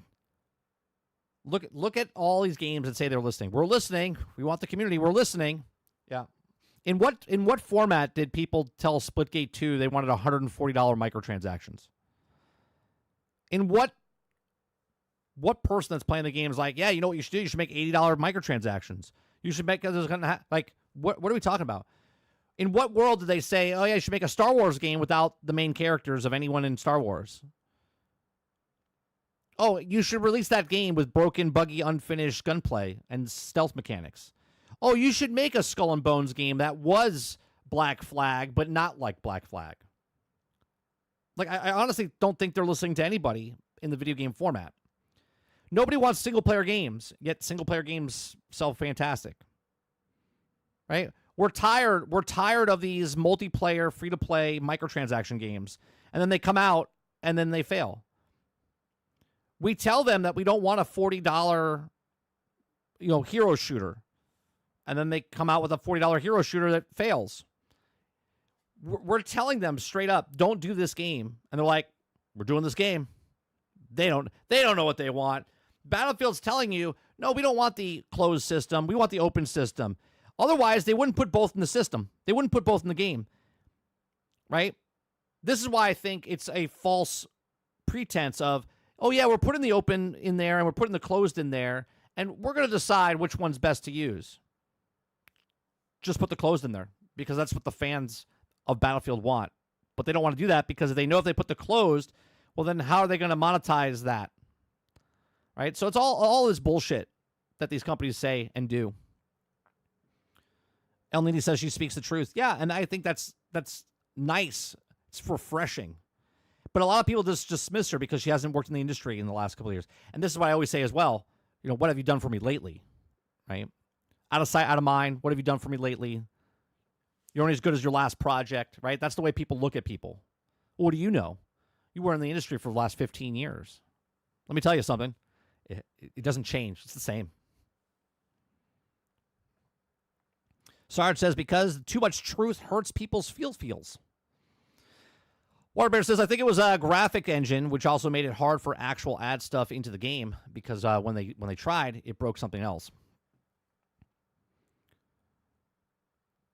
Waterbear says, games as service suck in general. There's also a few that also do it right, but most fail hard. I actually have a video that I recorded. I haven't posted it yet, talking about games as service and what it is and stuff like that. Are they failing? Are they good? That'll be up sometime this week. It says, remember the classic response soon whenever they asked about the future content? Oh, that fucking hated. I hated that. I hated that, Jason. I was one of the main voices in that community in the very beginning. Very beginning. For a small moment, I was the biggest streamer in the very beginning of it. Right? Anytime I'd spoken in the community streams, they would answer my questions. I was respectful, right? They were respectful. We were going back and forth. There was a time that I was actually going to interview them, and then it all went south because they didn't like it. They didn't like that I was actually talking about how bad the game was. Still liking it, but talking about the reality of it.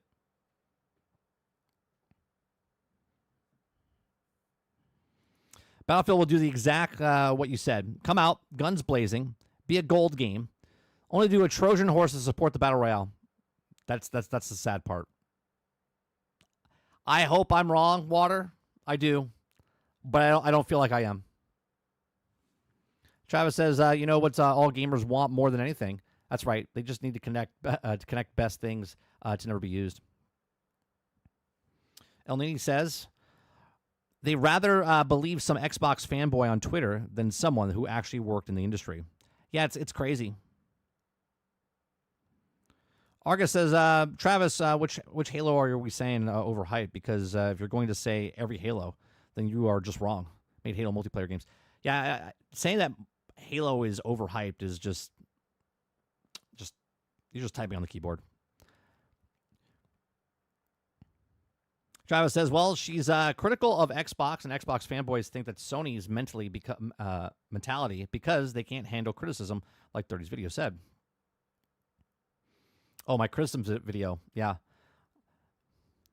It's all hate. It's all hate. You can't take constructive criticism. All right. The last topic I want to talk about is the Fantastic Four box office. Okay? The Fantastic Four box office.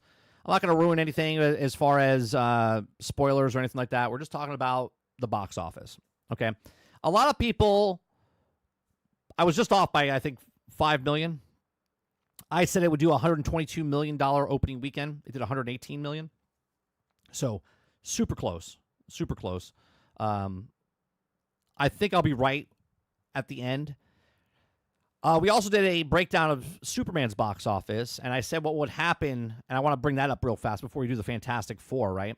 So, Superman's box office is spot on what I said was going to happen. And I said, this is not to say that the movie is bad in any way, shape, or form. This is before I saw it when I made these things. Okay, I've seen it since that point when I made that video. And it's doing exactly what I said it was going to do, which is this last weekend, I said it's going to go half of what it did last time. And I said Thursday, Friday, Saturday was 10, 16, 23. And I said it would get 6. I think I said 6, 10, and I think 7 is what I said. And it got 7, 7.1, 9.8, and 7.9. I said because of Fantastic Four. So right now, Superman sits at 500 million worldwide. Now, the international number has gone up a little bit, but this number needs to be bigger than this number. Now, domestically, it's held up quite well, okay, for the part that it is, right? Like, you look at the regular week, like a Tuesday at 10, 6, 4, 7, it did pretty damn well. I have it sitting at, I think, 705. I have to go to my Discord for a second because I have it. We have a section where we do the box office predictions. And for Superman, I had it at 91 opening domestically, which opened up at 125. Okay, open weekend worldwide 185, and then grand total 715 million. I have to say that it's probably not going to hit 650, let alone 715. And if it hits 600, it might be profitable. But right now, this looks pretty bad for Superman going into the week, because on Friday, Saturday, Sunday, it was 7, 9, and 7, meaning the following week, the weekend, it's probably going to go down to 4, 6, and 4, which combined total, that's $14 million. $14 million domestically on top of that might bring it to about $305 million from the week plus the weekend, okay? And then worldwide, it's not doing much more internationally, and the worldwide number is going to slowly creep up, and it's not going to hit that 715. Now, everyone says that it didn't need to make 600 million to 700 million to be profitable. At the end of the day, in my opinion, if the ticket prices stay the way not the ticket prices, if the box office stays the way it is, Superman will lose about $50 million. Now, that might be a win for DC in the long run because they only lost $50 million, but I don't think it's going to be profitable when it's done in its movie, in the movies. Now, obviously, down the road, it could be profitable if they're that close. They could make up that in home DVDs, or rentals in other ways. But the movie in the theater, it will not be profitable by the time it's out of the theater. So that's Superman. Okay. Now we're going to keep it up here because I want to look at Fantastic Four. Now, I saw Fantastic Four this weekend. I saw it just by myself. I didn't take my son didn't want to go see it, which is pretty telling. That the future of Marvel filmmakers or Marvel moviegoers don't want to see a Marvel film. Okay. So I just saw it by myself. This weekend, it brought in $118 million on opening weekend. I said in our Discord, my opening numbers was opening weekend domestically was $122 million. Domestically, it was $284 million at the end of its run. Okay, internationally, it will be $336 million to make $620 million. Now, this budget, supposedly, it needs to make around $600 million. So if it does make money, if it hits my number, that I said 620, it would make about $20 million profit, which is a profit, right? So which is good. So we'll see what happens. I think it does end up below my prediction for Superman, but at this time, it looks like it could surpass Superman. So domestically, 118, internationally made 100, which is still below. This you think would be a bigger number? It would be like in the 50 percentile, like it would be about 150 million, 160 million. But worldwide right now is 218. Okay. On Friday, it made 57 million, which didn't make 57 million on Friday. This is combined, I think, with the 20 million or 22 million on preview, which is consistent with Superman, which made 22 million as well, and that's combined on top of that. So if you take 22 million away from the 57, you have 35 million. So it made 35 million on Friday, made 33 million on Saturday, and made 27 million on Sunday. If it says, or if it stays on the exact path, I mean, look at it. Look at these two side by side. 57, 33, 27. Superman, 56, 37, 31. Okay, dropped a little bit on the Sunday, but it's on path right now on the same trajectory, I should say, as Superman. So we're talking, we'll see what happens on Monday, Tuesday, Wednesday. I think it's going to be a little lower numbers than what Superman's doing on 12, 17, 11. I'll say through the week, I would say it'll probably make just under 12 on Monday. It'll make under 15 on Tuesday, maybe 14 or 15 on Tuesday. It'll make like 9 or 10 on Wednesday. And then on Thursday, it'll make about 8 or 9 as well, right? I don't think it's going to have a big enough push. So we'll see, right? Superman's PG-13. Fantastic Four is PG-13. You can take the kids. There's a couple of weird spots. Might be uncomfortable for certain kids in there, as far as there's like a birth scene, but they don't really show anything. But it's a little awkward. But yeah, overall, I'm gonna have a review up for Fantastic Four either tonight or tomorrow. It'll go live. So Fantastic Four budget breakdown: how much does it cost, and what box office it needs to succeed? Okay, Fantastic Four First Steps budget explained. The Fantastic Four First Steps hasn't held back its production value, debuting the most comic accurate depiction, which I do agree. It's the best Fantastic Four made. It's the best Fantastic Four film created out of all the Fantastic Four films. This is like the fourth or fifth one. In my opinion, this is the best one. Okay. I don't know if you want to say the bar's not set high or whatnot. It is what it is. Okay. It says star-studded cast. The CGI heavy cosmic sequences also have been cheap. It says according to the variety factors, such as that these also the budget of $200 million, the budget exceeded $180 million spent by both other MCU movies in 2025, and places it in the higher bracket of MCU budgets. Other MCU movies have reportedly cost just as much, according to the numbers, including the order of global box office totals. Right, so Spider-Man, Deadpool, Wolverine, Black Panther, Iron Man 3, Doctor Strange, Guardians of the Galaxy 2, Ant-Man and the Wasp, Eternals, and Black Widow. So this is up there in that same type of budget. It says most other movies have cost as much to make, or also from the multiverse saga, and additionally comprised of some of the MCU's highest grossing and lowest grossing movies, which with that in mind, Fantastic Four First Steps could go either way. Though the team also star power should work in its favor. I think the chemistry of all the actors in the movie, it works well, even Pedro. Okay. It says what box office Fantastic Four First Steps needs. Fantastic Four First Steps requires a significant global box office.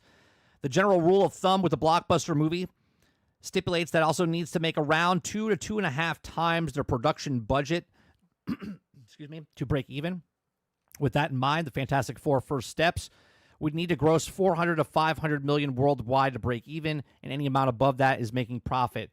This is also false. Okay, if it's 200, the 200 is just the budget for the movie. You have to put the advertisement cost on there as well, which is will be an additional 150 to 200 million dollars. Okay, so that would make the budget for the film with the marketing about 400 million.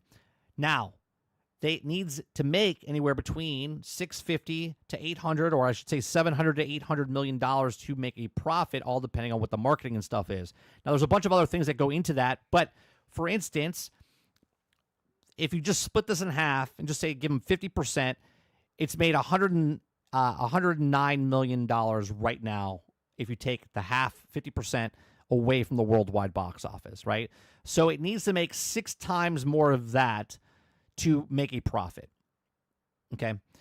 A lot of people don't like to understand that. They think, oh, well, Superman budget was 240 and only needs to make 500 million. Yeah, that's 500 million just for the budget. Now they have to make it for the marketing as well, which is also part of the budget.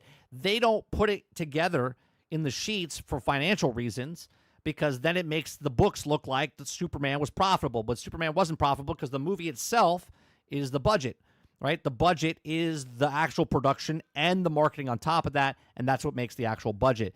They don't report it that way because it makes it look like the movie is much more profitable if it shows you that it made $700 million and the movie only cost $250 million to make. Okay? So this is because the significant marketing costs also need to be in factor in it. Promoted that Fantastic Four First Steps seamlessly spared no expense in the department now. It's also a matter of seeing whether or not the marketing is positive, word of mouth have paid off. Variety reports that Fantastic Four First Steps is gearing up to make the rack in the round of 100 to 110 million domestically and 90 to 100 million internationally for the global opening. Now, 190 million to 210, okay, would also be a good starting point to hit the target, marking nearly half of the break-even figure in just one weekend alone. Correct. So let me put this in a simplistic form. If I want to have a video, it does really well in the beginning, it's going to look like the trajectory is going to make 1 million views. But obviously, time is in continuation with that. Okay, so to make 1 million views, if the view count stayed what it was, then yeah, I would make 1 million views. But it doesn't work that way. Time goes on, and it goes from 1,000 people watching to 800 people watching to 600 people watching, and then it flatlines out. And then it might hit 1 million views, but it'll make 1 million views over, 10 months, 12 months, okay? Not in that 1 month period. Well, the problem with movies is that they're only in there for about 45 days now. Once they hit 40 to 45 days, they're done. So the first weekend, the second weekend are the most important times because just like Superman that we were talking about, okay, in the beginning, they're like, oh, it's huge, 125 million. It's gonna shoot past 800 million. It's gonna crawl from this point on to get over 600 million, to get over 700 million. This movie is not gonna do. I'll be honest. I think Man of Steel will end up being more profitable and a bigger film than this film, even though the media told you that this is the greatest Superman film ever to exist. Okay. Remember what I said in the very beginning of this stream is that business say if it's successful or not successful. The customers pay or don't pay, okay? If the business says it's successful, that means the customers want to go see it. It's successful regardless if it's a good movie or bad movie. Minecraft is a bad movie, but it made a crap ton of money, okay? So that's a successful movie. They're going to make a sequel. So it certainly doesn't mean that Fantastic Four First Steps is a shoe-in. However, the two most recent MCU movies are respectable openings that peered out in subsequent weeks. The fate that could also be befell between the Fantastic Four First Steps, especially with Superman also vying for the summer superhero blockbuster spotlight.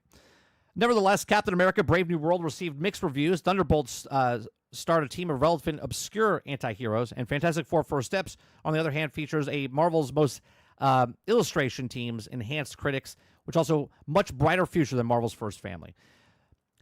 Do I think that you should go see Fantastic Four in theaters? If this is the first Marvel film that I've watched in theaters since Doctor Strange and the Multiverse of Madness.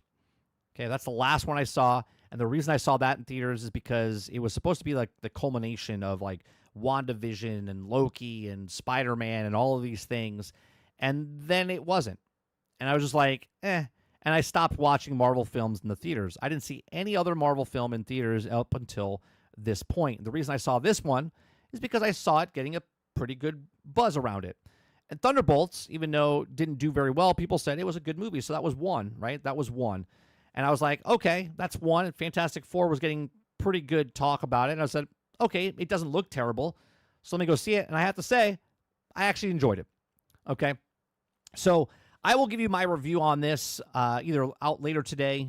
It'll be over on Nerding with 30 for the Fantastic Four movie. I think it's a good movie. I think if you want to go see it in theaters. Just know that it's a little slow in certain parts. Overall, it's not like Endgame or anything like that. It's not super exciting throughout the whole time, but they do a really good job of telling the story within the parameters of what they gave themselves. I really like the setting of it. I like that it's a standalone thing, and that's about as far as I'll go into the actual review. I give it a 7 overall. So let me know what you guys think. Do you guys think that the Fantastic Four will hit its budget? Do you think the Fantastic Four at the end of the day will beat Superman? Superman's in its third weekend. Okay, it's in its third weekend, and it's at $502 million. Will Superman make it to its $700 million to make profit, or will it not make profit? And do you think Fantastic Four will beat Superman? And do you think Fantastic Four will also make its budget and make profit? Let me know in the comment section down below. Let me know in the live chat. Please make sure you share, like, subscribe, and if you like what I do here, check out some of the other videos. Thanks for watching.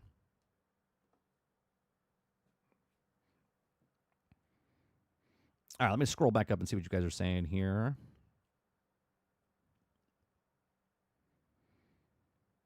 Bear says, I hate or love Pedro. If you know me, me, Fantastic from the comics, you'll know that he played the most accurate version of him, period. I have to say, I didn't hate Pedro in this. I don't like Pedro. I think he's overused, but I have to say, he did a pretty good job with the character of Reed Richards. El Dente says, the reason I liked Fantastic Four is that it's a contained movie. Everything in the movie was in this movie, not building up something else in the movie. Right. Nothing that came before and nothing that comes after. It's just like this self-contained story within the movie parameters itself. I think they did a really good job. I liked it.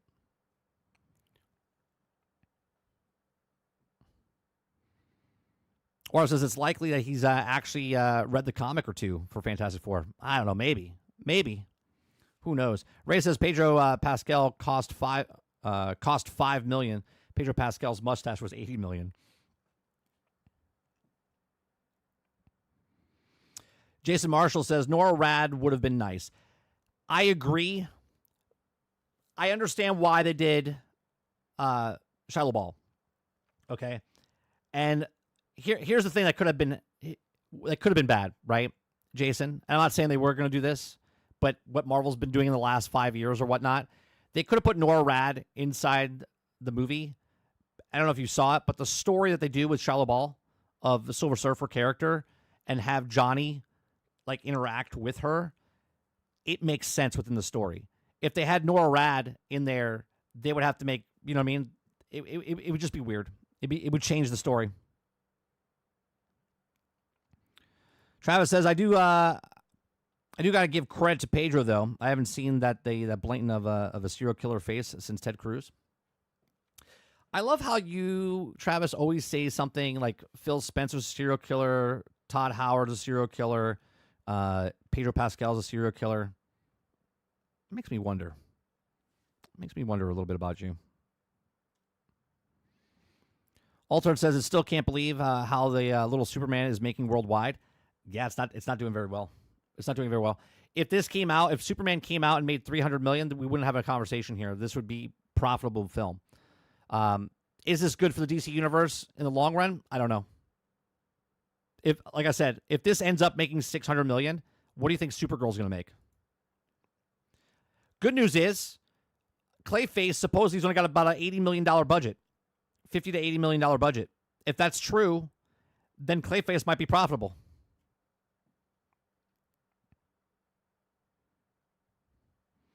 Eclipse says, I mean, it's typical with Superman. It probably is going to get closer to the Man of Steel. Man of Steel was in theaters for like 3 months. I doubt this movie will be in theaters that long. Yeah, I don't think this movie will be in the theaters that long. Let me see what Man of Steel was. Let me go to Man of Steel real fast. Man of Steel was, let's see.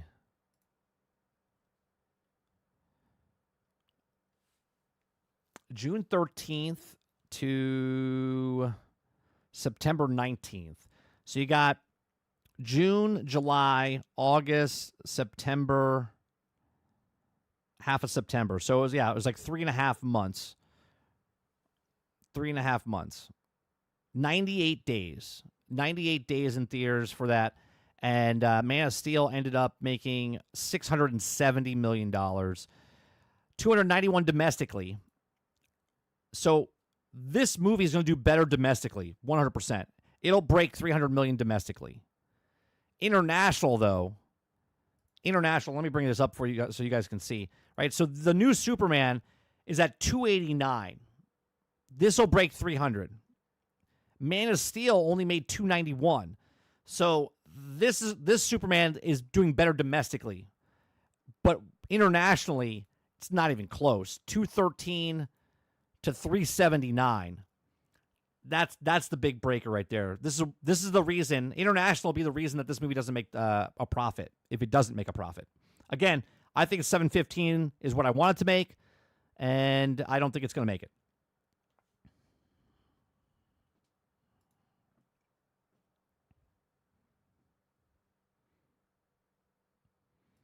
You didn't see Deadpool 3? I didn't see Deadpool 3 in theaters. I watched them, El Nini, but I didn't watch them in theaters. So I've seen all the Marvel films up until Deadpool. I didn't watch Captain America, and I didn't watch Thunderbolts yet. Yeah, I haven't gone to the movies to watch a Marvel movie since Doctor Strange and the Multiverse of Madness.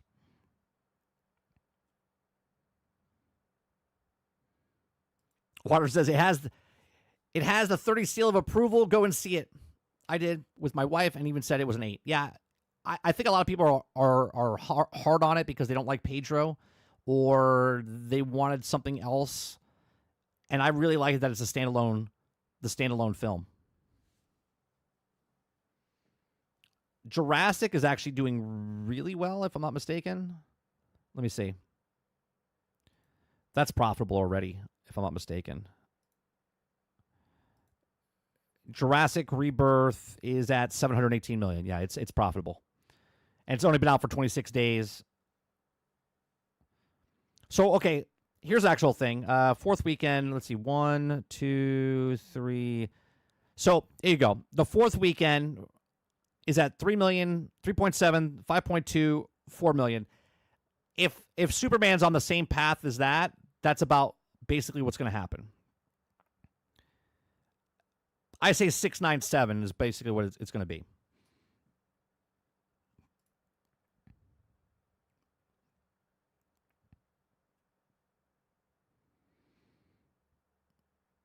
Ron says, who will Pedro Pascal in the Pedro Pascal biography? Oh, I think they would get Nicolas Cage to play that. They can't get Pedro to play it.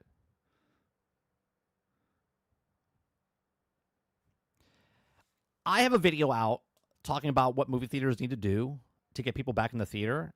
And what I think people should do, or what I think theaters should do, is they should put the film that has the most information in theaters to make it worth the price of the fee. Obviously, it still has to be a good film, but it would be really cool if they did the director's cut inside the film, like inside the theater, and then when you watch it after the fact, you get the version that you see now. You know what I mean?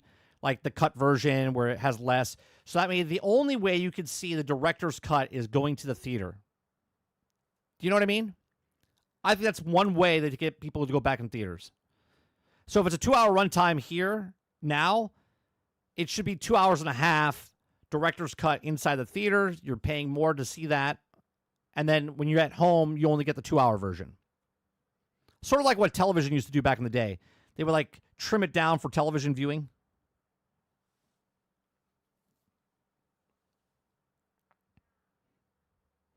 Roic says there's so many more cameos in Happy Gilmore 2. Some didn't realize until I just saw the credits. It's a good movie. I actually really like Happy Gilmore 2. He did a really good job with that film, connecting all the points, doing a whole bunch of callbacks, nostalgia type of stuff, and also telling a pretty good story.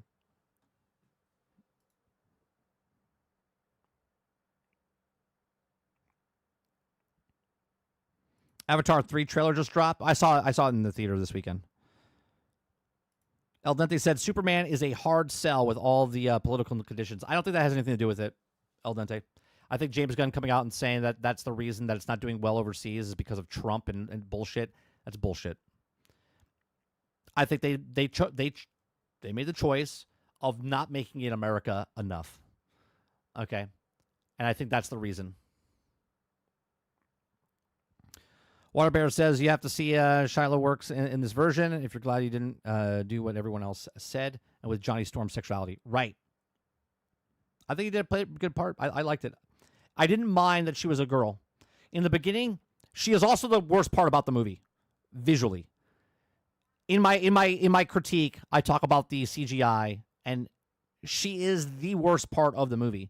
But she's not bad, if that makes sense, right? Like the CGI done for her, for Silver Surfer, is the worst part about the film, in my opinion. But the actress playing her, like, I like the character, just the CGI is at times is really bad. Warbear says, I think Supergirl will actually do better than Superman just based on the backstory. People love to see screwed up characters. I don't think she will. I don't think she will. Clayface movie before a universe Batman. Make it make sense. It's going to be a horror film, by the way, Jason. Clayface is going to be a horror film. That's why it's a lower budget. And that actually might make money. That's why they're doing it. Because of the lower budget.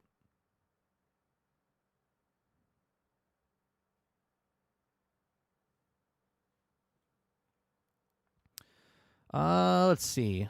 Waterbear says Black Widow and Blade are in Rebirth, right? Aku says the biopic of Pedro Pascal featuring Pedro Pascal. You get your kids off my property. It all depends on what the budget is for Supergirl, in my opinion. If Supergirl's budget is like Superman, done. It's done. If Supergirl's budget is $100 million, and then you put another $50 to $100 million, so it's like $250 million total, then you can make a profit off that. Because then you have to make $400 million. I think you can make $400 million. If it goes above that, and it's like 250, and then you have another 200 million, and it's 450, you got to make a $700 million. Not going to happen.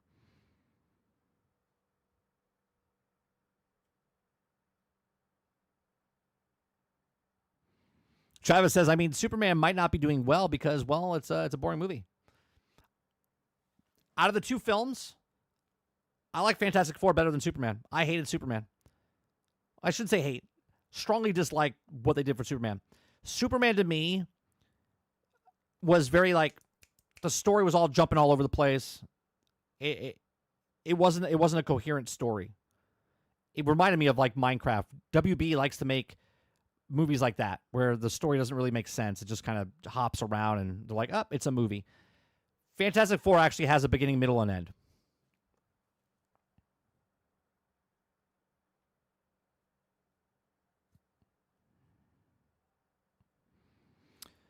Warbird says it might be because she's similar to Guardians of the Galaxy in the fact that she's not on Earth and she's on other planets. Perhaps. Eclipse says, I'm excited to see Jason Momoa as Lobo. Out of all the fucking people you could get to play him. I hate the fact they just keep taking people over. Michael B. Jordan from Fantastic Four and then put him into Black Panther as Warmonger. Chris Evans for Johnny Storm. And then apparently whoever plays Johnny Storm goes on to play a better character every single time. So I can't wait to see what they do with this guy. Joseph Quinn, right? I can't wait to see who he plays next. Like whoever plays Johnny Storm plays a better character than Johnny Storm, and he actually played a really good part in Fantastic Four for Johnny Storm.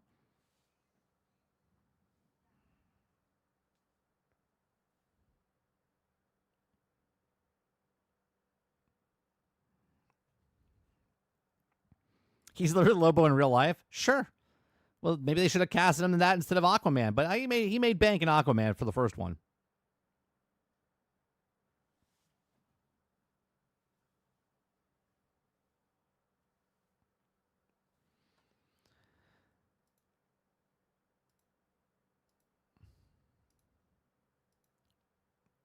All right. I think that's gonna do it for me. I gotta record some videos to get them up throughout the week. So that's going to do it for the Daily Grind this morning. I appreciate it very much. Hit that like button. Hit that subscribe button. If you'd like to go above and beyond that, become a member as little as $5. Tonight, we're going to continue playing RoboCop, Rogue City Unfinished Business. That'll be tonight over on 30 and Still Gaming. We'll continue playing through that. El Dente says Joseph Quinn is going to be casted as the Beta Ray Bill. Maybe. Apparently, all Johnny Storms go on to play a better character. Other than that, like I said, gaming tonight over on 30 and Still Gaming. Go check out some of our videos on Nerding with 30. Also check out some of the videos that we uploaded here on 30 NSG. Other than that, I'll see you guys tonight. You guys have a great rest of your day. I'll see you guys on the next one. Peace.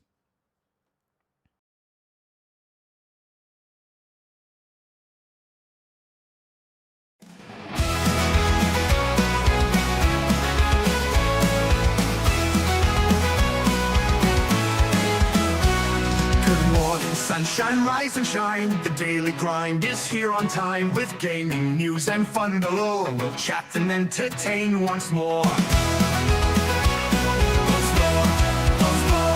The coffee's hot, the mic is on. Jump in the chat, let's have some fun. From pixels small to stories grand, we bring the magic to your hand. We're nitty tuned in daily, don't you miss entertainment wrapped in bliss. From new releases, tips and tricks, the Daily Grind, your morning fix.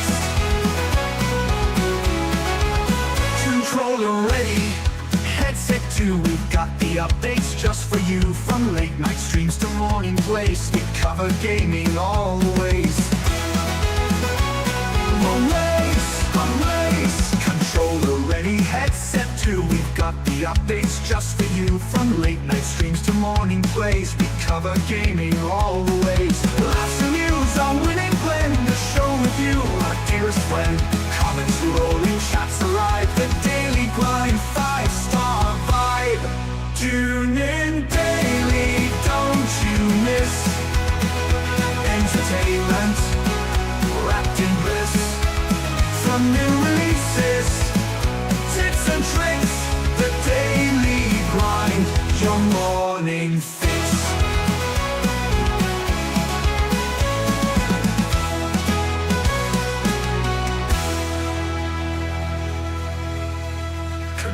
morning sunshine, rise and shine. The daily grind is here on time, with gaming news and fun below. We'll chat and entertain once more. The coffee's hot, the mic is on. Jump in the chat, let's have some fun. From pixels small to stories grand, we bring the magic to your hand. Tune in daily, don't you miss entertainment wrapped in bliss. From new